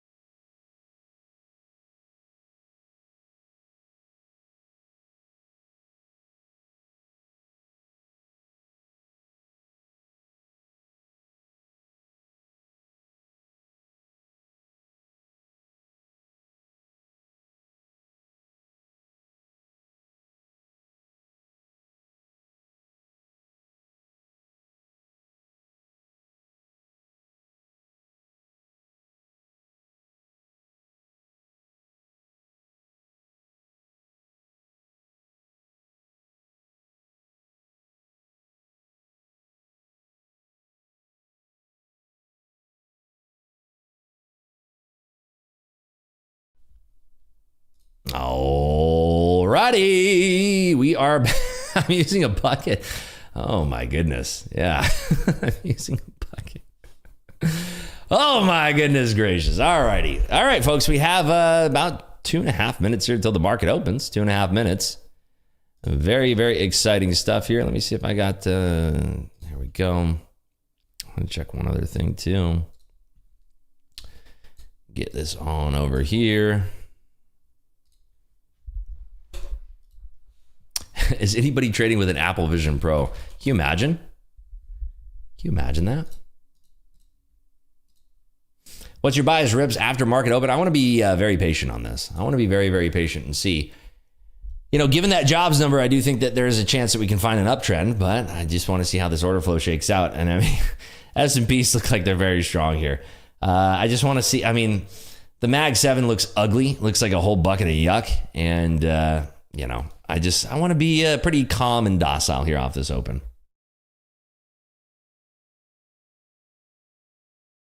Hey, good luck to you there, Regency. Good luck, good luck. All right, we're coming up to inside 1 minute here. Worried about NQ typically likes to take out a form of liquidity before its move. Yeah, I mean, it can spike up here. It can potentially spike up. We are in the premium zone. I'm rooting for you, though. I would accidentally do bad things with Apple Vision, look at the bottom, and then start flicking my fingers anxiously. Order filled, order filled, order filled. What time frame am I watching the Mag 7? 15 minutes. 15 minutes, 15 minutes. Good question. We are sitting dead center of the overnight high and low. Yeah, we're basically, you know, almost at the point of control from this little area here. Alrighty, folks, 40 seconds. Make sure you're calm, cool, and collected. This could be a wild one. That's what my wife says. Thanks, Reps. I'm literally about to finish 2 50K combines this week, less than 800 away. Nice work there, Patrick. Let's go. That's what I'm talking about. All righty. We are setting it here. 20 seconds, folks. Good luck, everybody. Go over to my Ninja Trader. Good luck to everybody here. Good luck to all. Hopefully everybody has a fantastic trading day today. 10 seconds until Boomtown. 10 seconds. I want to see if we have any kind of rejection up here. S&Ps are going crazy. All right, there's the open, folks. There's our open. Big sweep up to the top side here. And looks like we might find some continuation here. Watching very closely. We're back at the point of control. A little bit of rejection here at the point of control. Watching for this. This is where most of the liquidity was contracted. We came up. Swept those 45s, now potentially coming back down towards VWAP here. Not a lot of activity out of the Mag 7, surprisingly. Not a big amount of activity here. Let's see how this is shaking out. We do have some bigger orders that are stepping in. S&P's a little bit of pullback. Watching these S&Ps over here. Little slight pullback on the S&Ps. Mag 7 just looks disgusting, to be honest with you. It's just, I don't know where the programs are for these equity names, but it looks very soft. Good for you. There you go, Regency, getting some nice down candles here. Just a little bit of weakness. Now we're seeing some weakness out of the Magnificent 7 here. Okay, so what do I want to see on the S&Ps here? I want to see a failure down at 50-10 evens. 5010. That's what I'd like to see. Yep, coming down here. So if you shorted at the top of that range, very prescient move there. Very nice. Let's see if we are getting through on the S&Ps here. I do want to see this getting tagged and ripped through here. Google, big green candle out of Google. It's the only strong one of the bunch. Amazon's perking up a little bit here. Big reversal in Google. My goodness gracious. I don't like what I'm seeing on the Mag 7 here. It looks a little bit shaky for me. So I'm going to still be sitting out here. I just want to wait for this, this opening range to be defined a little bit better.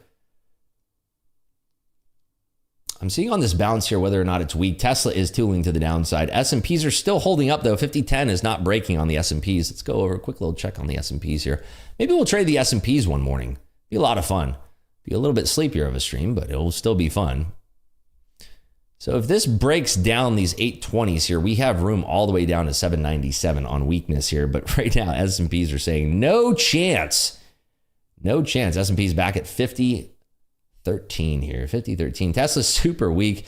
Tesla just can't catch a break lately. It's been trying its hardest to get back into those 200s, but no dice. Can't even get up to 195. S&P is still kind of holding this range here. Did not flush down. Did find some buyers.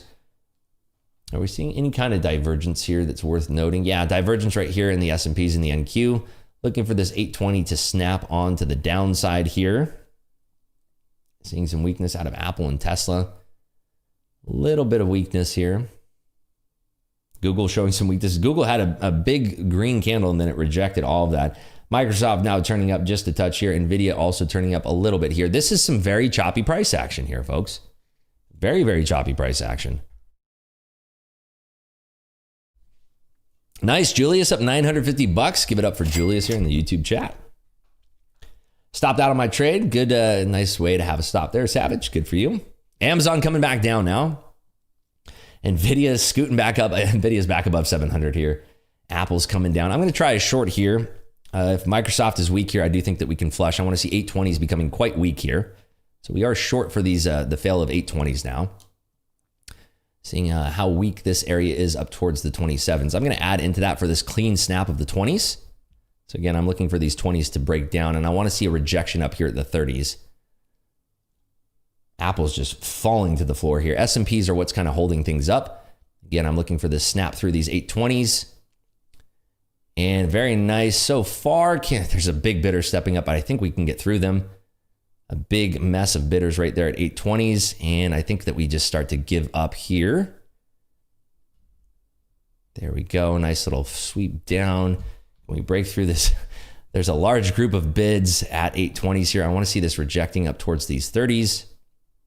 My stop is all the way up at 39. See if we can reject this at all. S&P is still somewhat weak. Google, big bounce here. I'm going to go for a fourth lot here for this break of 25 to the downside. Even though we could get wrong on this one, I still think that we sweep below 20s first. Tesla super, super heavy here. Amazon extremely heavy. If Google can stop tooling to the north side here, I think we snap these 20s in a jiffy. So looking here for this weakness into these 20s. Watching again, here's this 20 players stacked up. Let's see if we get this sweep, this confident sweep below these 20s. And I think we let loose right here, watching for this flush at these 20s.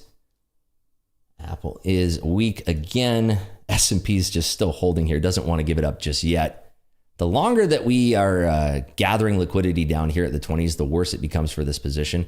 Trying to time this right, shorting again at these 30s, risking up here all the way to 39 quarters. But I'm trying to add into these bounces here up towards 30, 35. So we get closer to my stop loss. My risk becomes diminished here. Apple is showing a little bit of a bounce here. S&Ps as well. We could get stopped out here on this trade. So watching to see whether or not we have weakness. I'm going to try waiting for it. Waiting for this push. My stop might be a little bit too tight there. Got stopped out. So taking a little bit of loss on that one, giving back our profits on the day. Taking a loss. I want to see if we can get back up into this range here and I can try a reshort at these 46s. But right now we're just seeing a bounce out of Google, Microsoft, Meta as well. Seeing if we can short into this area up here. Nice little rejection potentially. So we are, this is very, very strong now. This does kind of change my thesis if we get back above these 50s and we start to see, Apple is bouncing tremendously strong here. Seeing this up towards the 50s now. Watching very, very closely here. I'm going to add into that. We're sweeping this liquidity at 50s. If this is a rejection, I want to keep my stop super tight on this one. If this is a rejection here at these 50s. So I'm looking for a breakout of these 50s first. If not, we'll just get stopped out in a jiffy here. So let's see if we get this clearance above these 50s now. I want to see a clear out of 55, 54. Right now, we're just kind of in this range, just chopping around here. Apple is tooling up. S&Ps, if they get above 51.5, 55,015, this thing could get very speedy to the top side here. So just trying to judge our timing on this one above these 46s. And we're right at these 40s. I'm trying to trust this. I'm not looking for an ad just yet. I want to see us kind of hold above these 40s for me to get a little bit more confidence here. And it is kind of slow here at these 40s. Seeing some sell side coming in. Apple is on the juice. Tesla's weak. Amazon showing some promise. Microsoft. Meta is failing super hard here, but that's really the only one that I'm concerned about. A little rejection at 708s in NVIDIA here, but it is kind of bouncing back up. So let's see if we can get this back above the 50s and start to get some nice push. Here, there are some offers that are resting right below 50s, but I think that we can start screaming through these. I'm going to add into that for this push above 50 now. Looking for this to go all the way up through 53. Trying to time this appropriately here.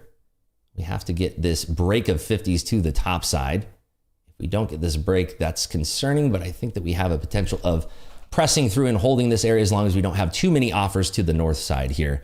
So trying to time this just right. Watching here, pushing up against those 50s. There we go, into the 52. Big offers, but I think that we could start to squeeze through these here, especially above 54.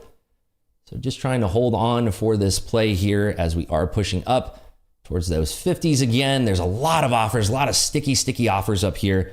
And we're rejecting right at 50.16 in the S&Ps. So it is a little bit difficult looking for this breakout here. And yeah, I'm just going to close out there. So closing that trade there, didn't get exactly what I was looking for.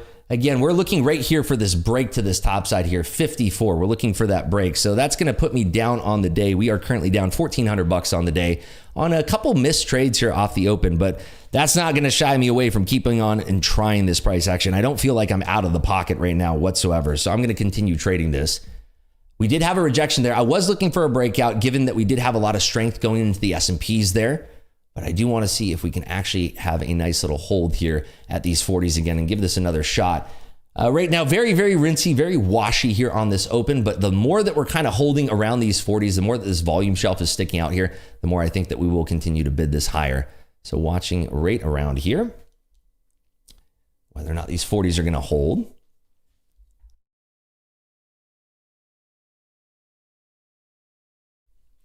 Some squawks coming out about real rates staying positive here.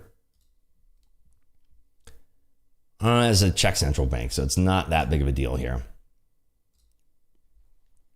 Okay, so we are pulling back just ever so slightly, coming to the VWAP here. Again, if we are solidifying bids and we aren't exactly rejecting here, then I do think that we have a chance to get this market on the right side of things here. I'm going to go, wait, we're wrong. What happened here? Where's the account that one, right? Oh, here we go. There it is. Okay, so looking to long this here out of this consolidation. Here we go, looking to long this out of this consolidation here, above these 40s. I want to see this cresting above 45 here. And, you know, we're on the wrong side of this thing here. I expected that we would have cleared above those 43s rather quickly there. So coming down super hard. Yeah, we're going to get stopped out on this one. Yeah, that was a big shocker for me. Did not expect that at all. That was a very harsh move to the downside. That one caught me off guard there. 100% caught me off guard. All right, shot clock's on for me now. 5-minute shot clock is on for me. 100% here. I'm going to go to the 5-minute bars over here. Let's see if we can get a reset on this shot clock. Okay, so yeah, we'll let this candle burn out here. 4 minutes on our shot clock. I'm going to take no trades. That was completely a terrible, terrible read there. I thought we were going to hold those 43s, but that was the biggest, harshest rejection there. The worst location that you could be a buyer in. S&Ps are coming down violent here. Tremendously, tremendously hard. It is testing these 20s here, so I think that there is a potential that we flush here. As bad as I want to get into a trade. So yeah, these 20s I think will finally give out. This is our original trade that we're looking for. We're having a reversal now out of Apple, out of Nvidia. We've had some very rinsy opens here. By the way, give you an update on where we're at here. I want to be completely transparent. We're down $2,400 on the day here. Want to remain completely transparent here. We are going to have losing days in here. Today is shaping up to be a losing day. We were very, very early to that short, and now it looks like those 20s are going to start to give out. But I'm going to respect our shot clock here. We got 3 minutes on that shot clock. This is the original short that we're looking for off that 820 weakness. Very rinsy, very washy. I'm surprised at how hard those 43s rejected. But yeah, this is the original trade that we're definitely looking for here, flushing below those 820s. But I want to respect the shot clock. 2 losses like that back to back. Definitely want to be respective of our shot clock here. Shot clock is basically you set a 5-minute timer when you're not reading the market correctly. You take a little breather, you let the market develop some more, see if you have a better read on things. And right now, I did not have a good read on this open here. I'd like it to come down to pivot. What's the pivot point that you're watching there? Penalty box would be better than shot clock. Yeah, call it whatever you want. I mean, we're in the doghouse for the next 2.5 minutes here. But yeah, that was the trade idea we're looking for off the open. We had the right idea, wrong timing, and then when we flipped to the long side, we're basically long in the top of the range there. And then when we took a long there at 43, that's instantly flushed out of that trade. So nice weakness here. Below 797, I do think this thing gets speedy unless it gathers some bids. S&Ps are now through the VWAP here. We have 2 minutes left on our shot clock. This is just such a beautiful short that we're missing out on here. But we want to stick to our rules. We did not earn the right to trade with how terrible we performed off that open there. So we want to be sticking to our rules as best we can. Again, this is what we're watching for. We have cleared down into that area. Nice, Jay Quinn. There you go. Looks like you're up about $1,300 there. Very, very nice. We got 1.5 minutes left on our shot clock here. Yeah, so that's that nice sweep of liquidity below, but we still aren't seeing this fading super hard. We are seeing this kind of a little bit slow to the downside here. Look at Apple, by the way. This is what really threw me off is this Apple. I'm going to go to the 5-minute here. Look at these candles back to back. We had a candle to the downside, candle to the upside, candle to the downside. So this has been very, very choppy price action here. Extremely, extremely choppy stuff. And we were just on the wrong side of things, as you will be sometimes. And that's just trading. So we're waiting for the shot clock to expire. We got about 1 minute left on the shot clock here. Tesla is ripping faces to the downside. Microsoft is back up at 415. Google, Microsoft, and Amazon are trying to make a point today that they want to hold up the Nas here.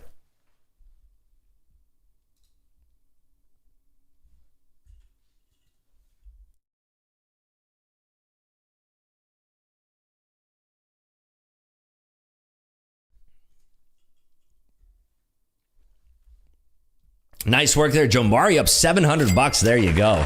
That's what I'm talking about.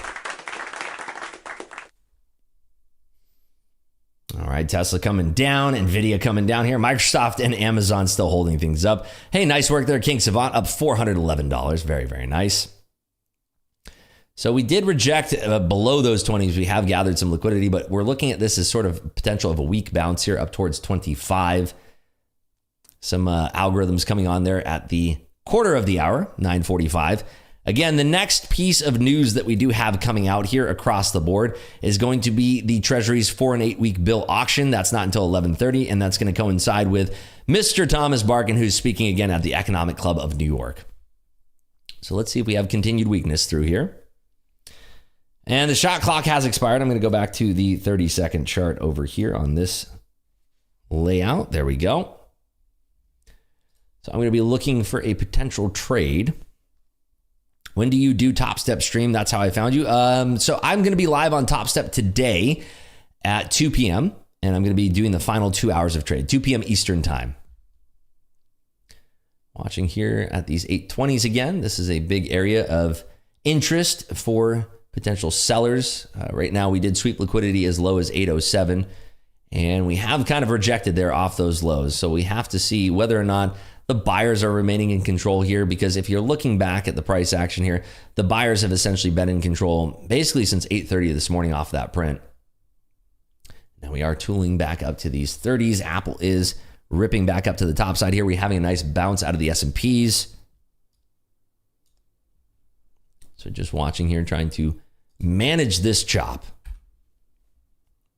If we get above 830 here and we do rip above the VWAP and kind of hold that, I could be interested. I mean, we're seeing a lack of confluence here, to be honest with you. Very big lack of confluence. S&Ps are doing one thing. The NAS is doing another. We have Google, Microsoft in a world of their own alongside Amazon. Meta was strong. Now it's weak. Apple can't figure out which direction it wants to go. And NVIDIA spiked all the way up to 708, and now it's tooling down to 696 here. So Julie's up $1,050. There you go. What's a yellow box? Is it a fair value gap or an efficiency, whatever you want to call it there? You see that? We sweep below the 20s and we have some buyers stepping in. So still kind of holding up in this area. Ooh, there you go. Go SPVC is up 350 ticks in the MNQ. Very, very nice trading there. Nice, Jay Quinn. Done for the day. There you go. Nice work. Lock it up. Josh is up $400 almost. Very nice. So we're 20 minutes into the session here, folks, and we're sitting down $2,400 here. A little bit of give back here off the open. That's just fine. See if we can recover any, even if it's $100 on a trade, be happy with that. See if we can recover any kind of our loss here. One lot is very hard to trade. After trading one lot good a few months, try to increase it to 2 or 3. Exactly right. Russell is heating up. Let's have a look at the good old Russell. Yeah, Russell is coming back. S&Ps are holding these lows. It doesn't want to break into 5,009 here. S&Ps are so slow, however. NASDAQ wrestling here to get above 30s. Tesla, little bounce back. Amazon, little bounce back. S&Ps are super weak here, however. Well, let's see if we can get back down to, essentially getting down to 797 and firming up some bids if we even get down there. Also watching this reaction at the 830s. Big buyers stepping in here at 830s. S&Ps are starting to rip and roar here. We're at the upper end of this volume shelf. So if we do clear this out, we could potentially be looking at encroachment all the way up at the 50s again. Looking for any kind of pullback here. Little pullback back to the 30s. And I'm going to try a long here. Going over here. Trying a long here for this rip up through 35. Backstop is going to be adding at, low 20s if we get 22s, 23s. We're at the upper end of this volume shelf. If we do break into this volume shelf, if we break up and out of this collar of the volume shelf, we have room up to 46. So I'm adding into that there. We are kind of holding. And I'm watching the S&Ps too. We're kind of constrained by the VWAP in the S&Ps. If we start to break out, there's a room all the way in the S&Ps up another 5 handles. So that could help bring the equities up here. So watching at 35s again. Still kind of catching a bid. Volume is coming down just a touch here. A little sweep low back towards those 30s. See if we can get filled on the bid here. Getting filled on the bid. Oh, wow. Why is it trading? I thought I'm doing 1 lot at a time. My order quantity was set to 2. Oh, my goodness gracious. We have 6 lots on. Whoopsie. I'm trying to have 3 lots on. Oh, we have 6. Buckle up, buckaroos. We have 6 lots on. Oh, my goodness. That was not intentional. I had my order quantity set to 2, and I meant to be trading 1 lot order quantity. That's not good. So let's see if we can unscrew ourselves out of this position. Oh, my goodness gracious. We're holding 30s. Little hope and pray here.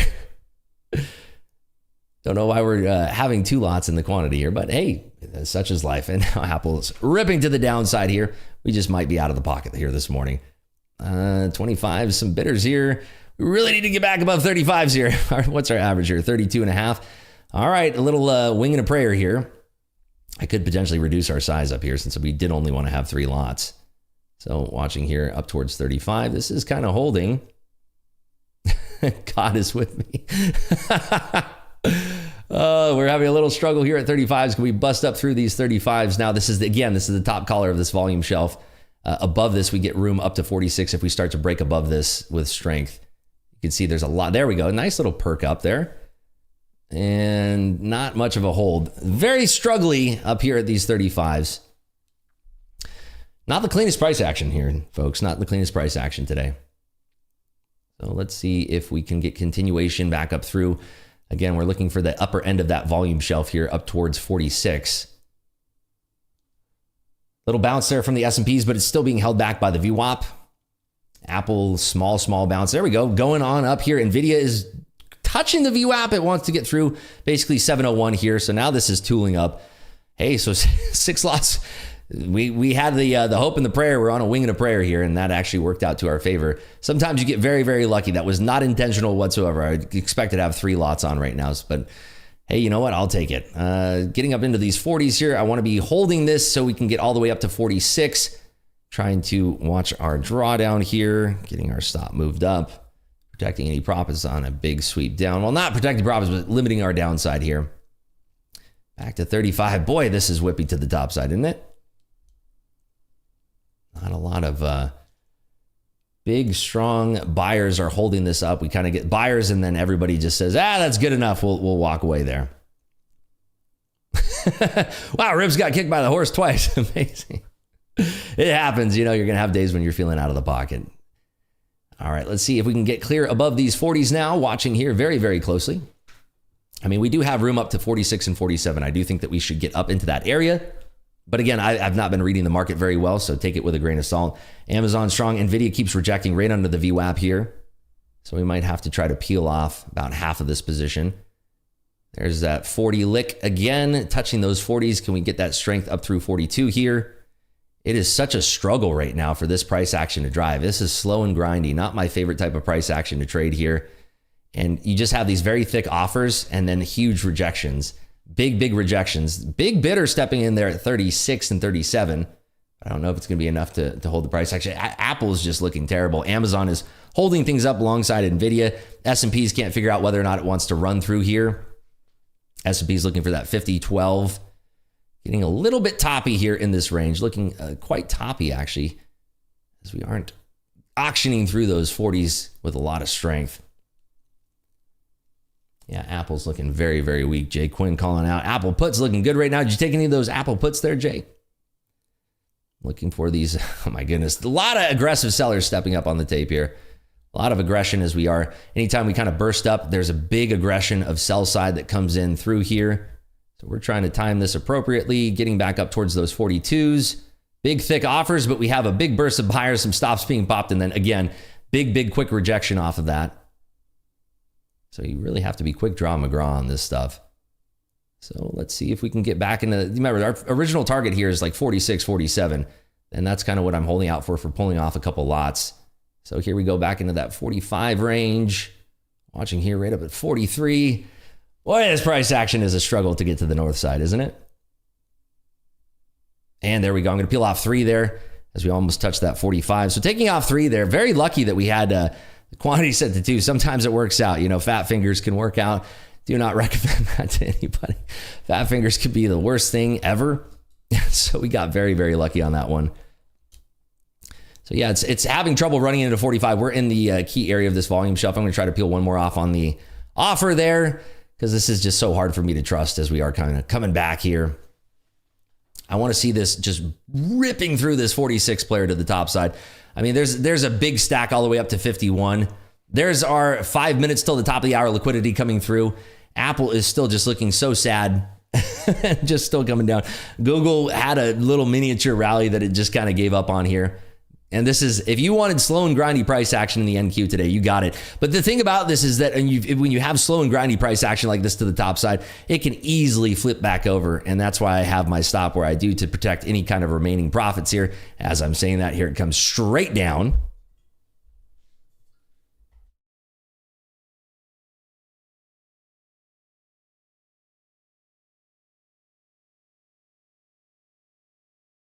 How do I decide when to take profit? So I'm looking at areas of the volume shelves that are sticking out, looking at the volume profile and watching the order flow as we're interacting with those large trafficked areas. So as we're coming up to that 45 there, you can see the offers are getting thicker and thicker, which means more people are trying to either short that area or they're trying to come out of their position. So I'm just watching the order flow in that area there. And when we have a decently solid read on that extension there, that's where I was basically top ticking that on the way out, at least for that extension. And then I'm just kind of leaving the rest here on my stop. Whether or not that's going to get filled, we'll have to find out here. Now we're getting some actual buy side coming in, some real buyers stepping in. I think that is driven by a little bit of, I guess I could say, NVIDIA. The fact that the S&Ps are still holding now above 5012. You can see that there we go. We tagged as high as 40, almost 46 there. What was the high of that extension? Looks like a high of, 46 evens. So 46 is that area. You can see how many offers go up the moment that we're tapping into that 46. They really are trying to hold this price back. This is where things can start to squeeze. We are still holding 2 lots of this here. We could potentially break out here of the 50s. This is the prior area that we were looking to break out of. But again, there's a lot of thick offers that are showing up here. A lot of folks are looking to short this market as we are up this high. So, take it as you will. It's getting a little bit sticky up here. We will have to see. I mean, the only way that we're getting through this is a massive, massive squeeze. And I don't think we get a squeeze in play until we're above 50s, tooling up towards 54. And that would probably rip 54s into 70s in a jiffy. But again, the way that I'm seeing this tape developing here with how slow and grindy it is, we need to see something come alive. It needs to be NVIDIA or a big bounce from Apple, a big bounce from Microsoft. Microsoft's heading to the south side here. So, I don't have a lot of confidence in this play, but I'm just letting it work out here. Wholesale inventory in 3 minutes. That is correct, right? Yep, that is right. Wholesale inventory is coming out in 2.5 minutes here. Thank you so much for that. It was Dead Squat Junkies. Thank you for that. Appreciate you. And yeah, they're going sell side here again. Very, very choppy, gross price action here. Witnessing some fat finger luck at the chance at Lisi's. I love that. There you go. I love that. Is that a 30-second chart? It is over here, but I'm trading off of a 5 minute. This is so you can see each and every single one of the executions in my trade here. And that's why we have that. So, coming back down. Let's see if we get stopped out on this extension. Then we can see what happens in less than 2 minutes here. 90 seconds until this newsprint comes out. Wow, look at this price action. This is something else. Not my favorite type of style of price action to trade here. So I'm kind of trying just to let the price action do its thing, let it work. If we could have that burst up through 50 and 54 here, I think that the market would really kind of change its tone here.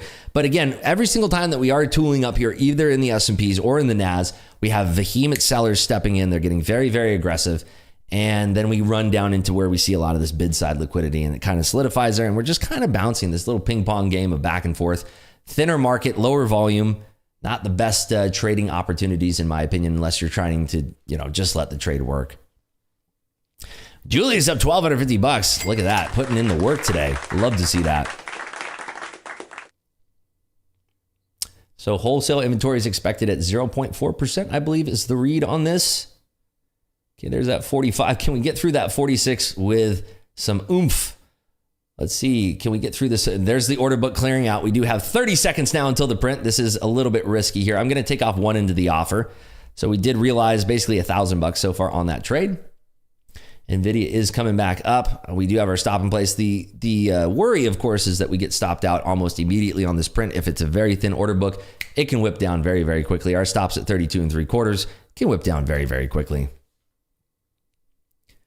I'd like to know what you do to reduce the number of orders so that you don't go out to position. I don't understand the question. All right, there we go. We are pushing up. Let's see if we can break above these 55s, these 54s here. Very, very nice. In line with expectation, 0.7%, 30.3% higher than what the potential read was here. This is where I expect a lot of sellers to come in up here at these 55s because, again, we've been struggling with this basically for the whole entire day here. I'm going to move my stop up, protect even more profits because if we just get this to shoot down, I just want to be out of this trade here. And wait for it. Big bounce right back up. This is so crazy how choppy today is. Oh, no, it came in at 0.4%. My fault.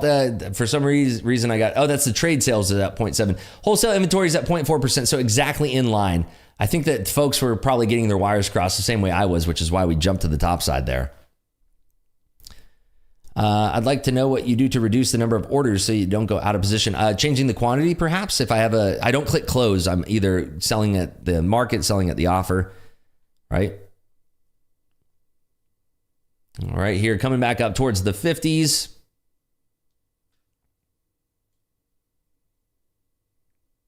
All right, folks, please make sure you are hitting that lucky like button. Make sure you are subscribed to the stream. Right now, just kind of waiting on the trade to develop here. I want to see this strong above 55s. Do I have the free version of NinjaTrader 8? I have the broker version, the one that's through Top Step. So I do not pay a monthly for NinjaTrader myself now. I don't use any of the indicators.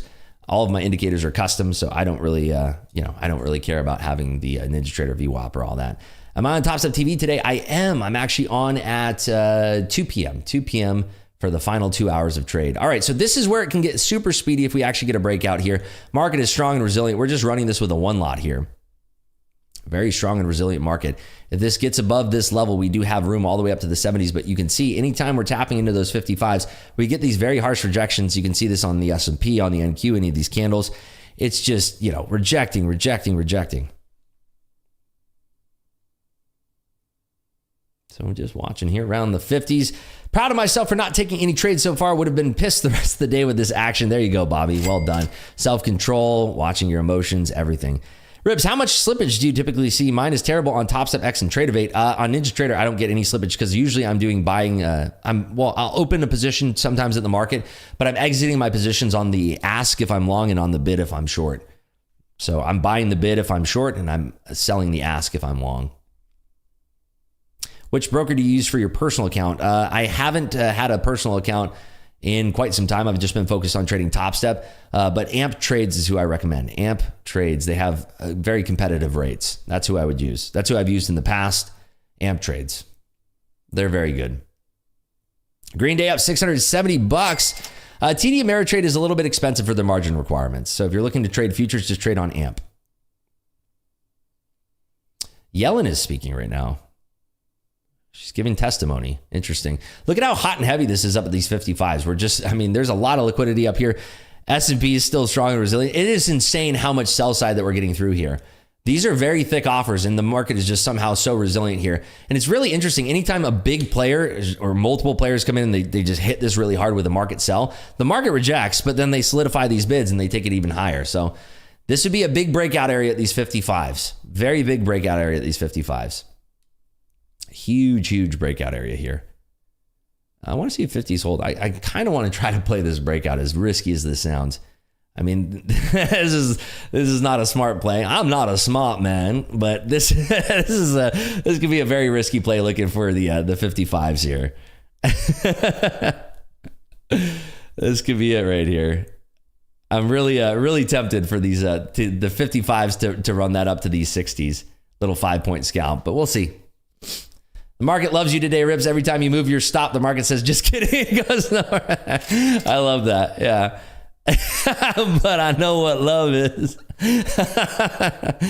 Oh man, that's hilarious. Luna up $300 on my stocks and 142 on my combine. It was up a lot more on combine, but shot clocked after the last trade. There you go. Nice work. Way to keep it intact with the shot clock there. Way to go. Apple just bleeding like crazy. Jay Quinn, this call on the Apple puts looking real sharp there. Looking real sharp. Real sharp. Looks like there's going to be a reversal point on higher time frames. Yeah, if we get above these 55s, it could get kooky. I'm so just a little bit nervous to add into this here. I just, it's tricky. It's tricky at this area. This is a big area that we can reject super hard. So here's those 55s there. I should have went for it, but there we go. We get much higher. We get much higher right here into the 60s. Yeah, I should have taken the breakout. Come on, Rips. You should have taken that there. Just a little gun shy this morning, but that's okay. We're still running this one lot here.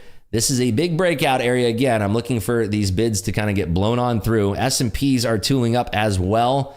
And looking up here at 65s. Watching here. What did I say, Rips? North.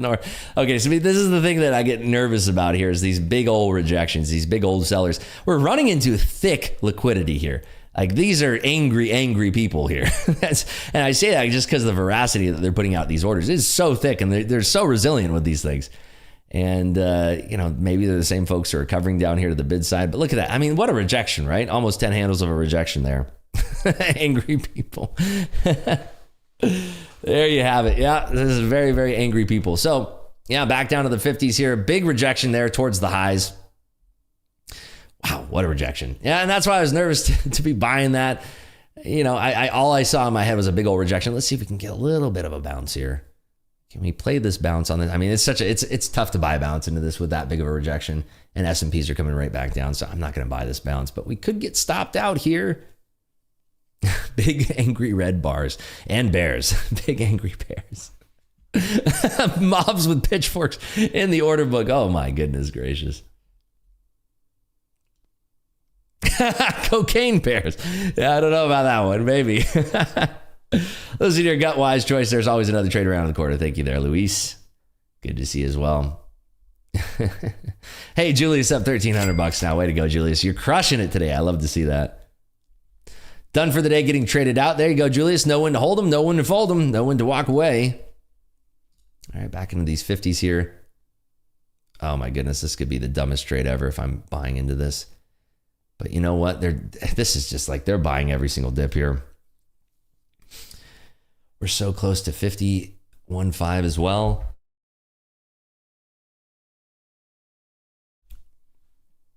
Yeah, this is a tricky and precarious area here. This is where most of the liquidity was contracted overnight. When we're tooling up into this area, you could hear me talk about a couple times here. We're looking for these 46s, and there's no surprise to me that we're building a volume shelf just to below 46 here. Broker closed, done and done. Give it up there for Julius Foxton. Nice work. Shocked by that quick sell-off. Yeah, I'm not exactly shocked, but, kind of surprised the lack of follow-through that we've had today. Every single time we get a big burst, there's a decent size sell-off, big rejection, but then we come back down and everybody buys the dip and back we go. I'm just so nervous about buying these dips because I can see that we could see, a run of liquidity to the downside here. Just S&Ps make it so hard to trust this. I hate these wicks. That's why I'm comfortable with the one lot right now and just letting this work. Every single time we get right above 50s, I get those hungry eyes again thinking, maybe we could add 2 lots into that. This stream wouldn't be complete if I didn't ask one more time with a friend. Well, you see, this is the hourly high, and then right down here is the hourly low, which was we have our stop basically one tick below that hourly low, which, can be foolish because we could sweep liquidity just below that hourly low. You know what? I'm going to go right there. I'm going to play with fire a little bit here. Flirting with disaster. Yeah, Apple's so weak here. Microsoft's so weak. Number 1 and 2 weight of the S&P, I don't like it. So if we get stopped out, probably take a little break here, and we'll get the final tally on what we did, how much damage we caused ourselves today on our combines. The red line is where rips went long, and the blue line is where rips went short. I wish it was that easy. I wish. All right, and wait for it. We are almost, and come on. We're almost stopped out here. Getting so close. Oh, goodness. Market makers protect his stop loss. There you go. Look at that bounce right before that hourly low. I don't trust this. I don't trust this because of Apple. Apple is so weak here. That's why I'm not adding on a dip here. The strength is coming from right now Amazon and a little bounce from Google. Meta's kind of shaping up. Meta is really, really choppy. What's interesting is the NQ looks almost identical to Meta's chart here. Almost identical. What time frame do I trade? Over here, I'm on the 5 minute. I'm dictating my trades on the 15 minute up here. So using the 15 minute to map out my trade plan, executing on the 5 minute where I'm using market structure to move my stops around. And then you folks get to see right over here is the 30-second chart. So you can see each one of my executions. That's the way it goes.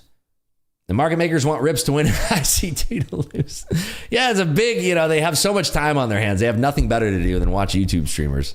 It's a fact. It's a true story. This is really how the world works.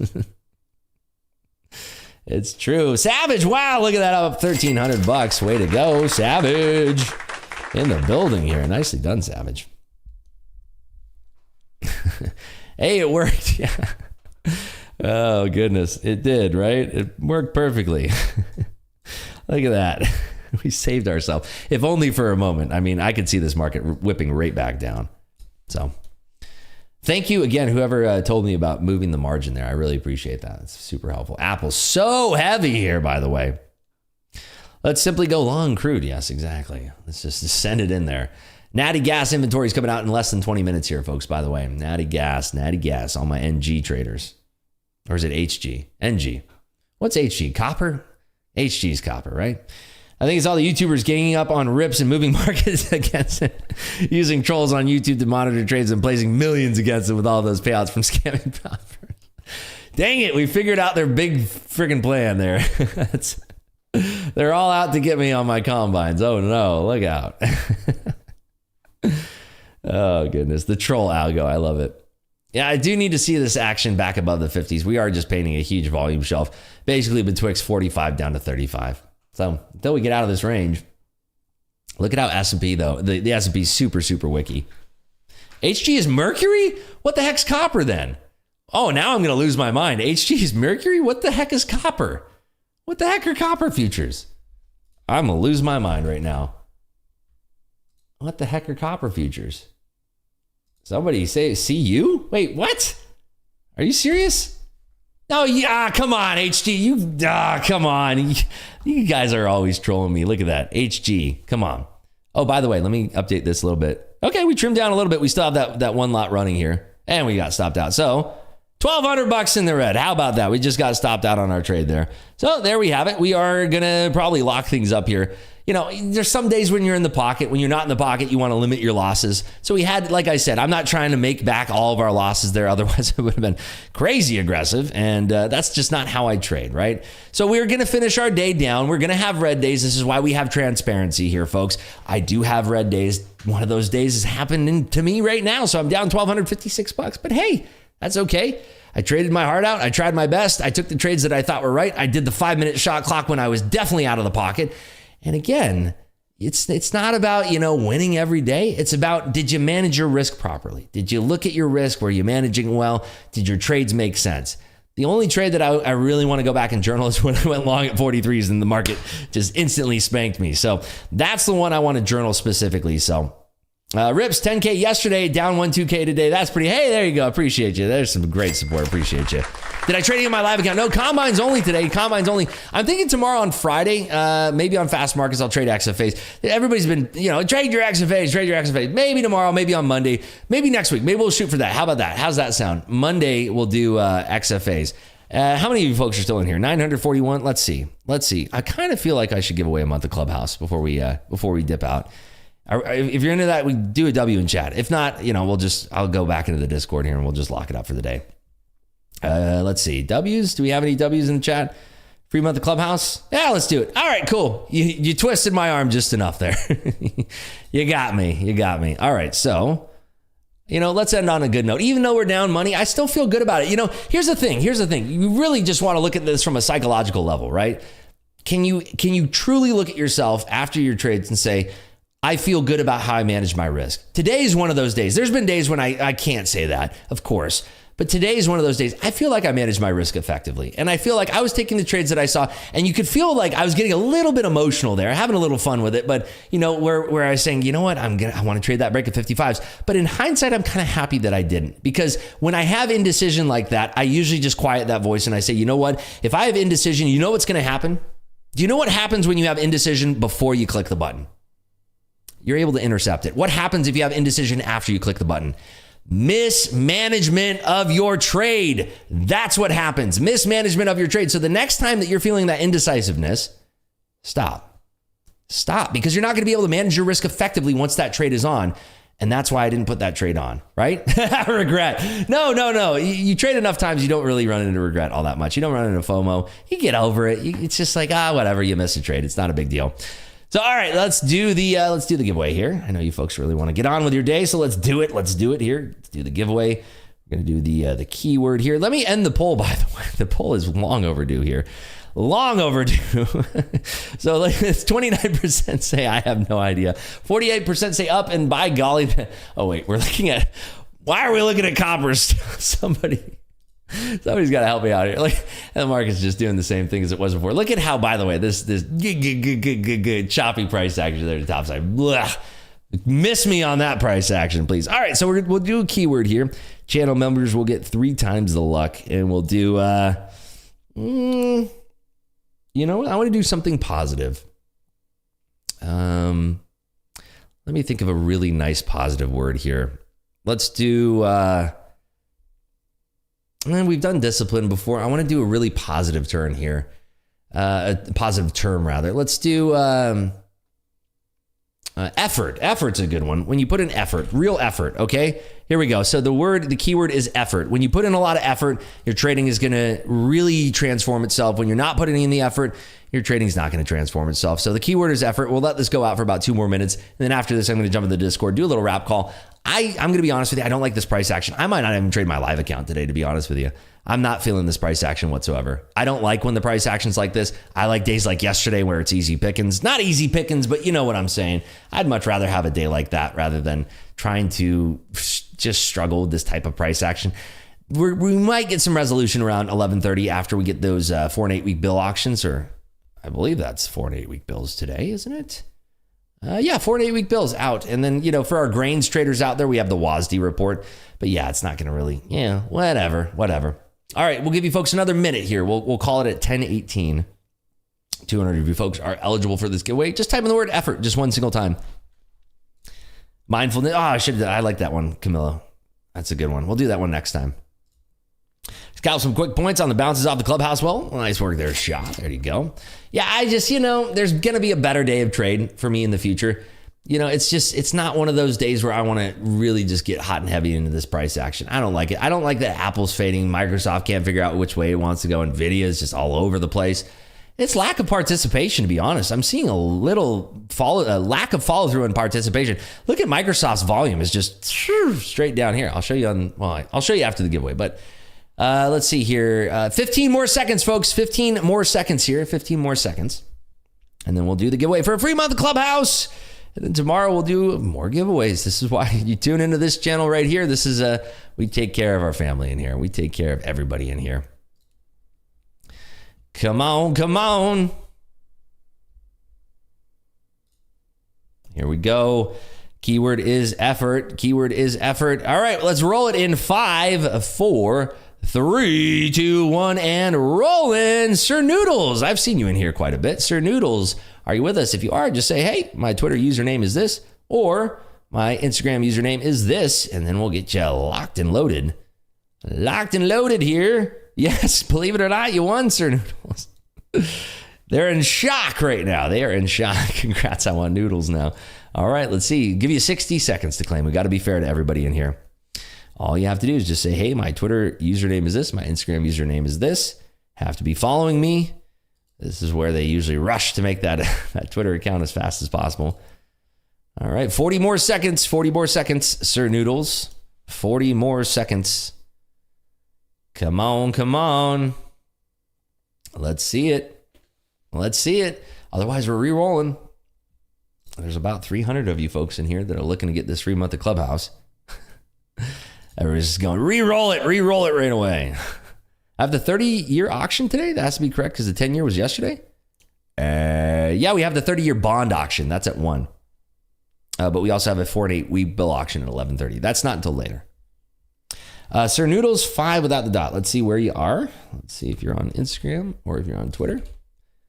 All right, you follow me. Congratulations, Sir Noodles. I'm going to message you right now. Congrats. Come on, type. Free month. There we go. Awesome. Congratulations there to Sir Noodles. And thank you, everybody, for being such gracious guests today here on the stream. Really appreciate all of you tuning in. We had a lot of fun today, even though we're going to lock it up with a $1,200 losing day on our combine. That's okay. It's fine. We'll shake it off. We'll be back again tomorrow.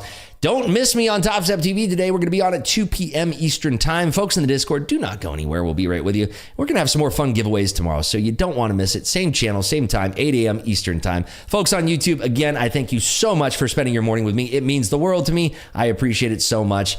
And I will see you folks here on YouTube bright and early tomorrow at 8 a.m. Good luck out there. Be careful on your trades today. Could be a little tricky. We have some interesting data coming out in the afternoon, so be on your toes for that. Take care, everybody, on YouTube, and I'll see you all in a little bit, 8 a.m. tomorrow. Don't miss it.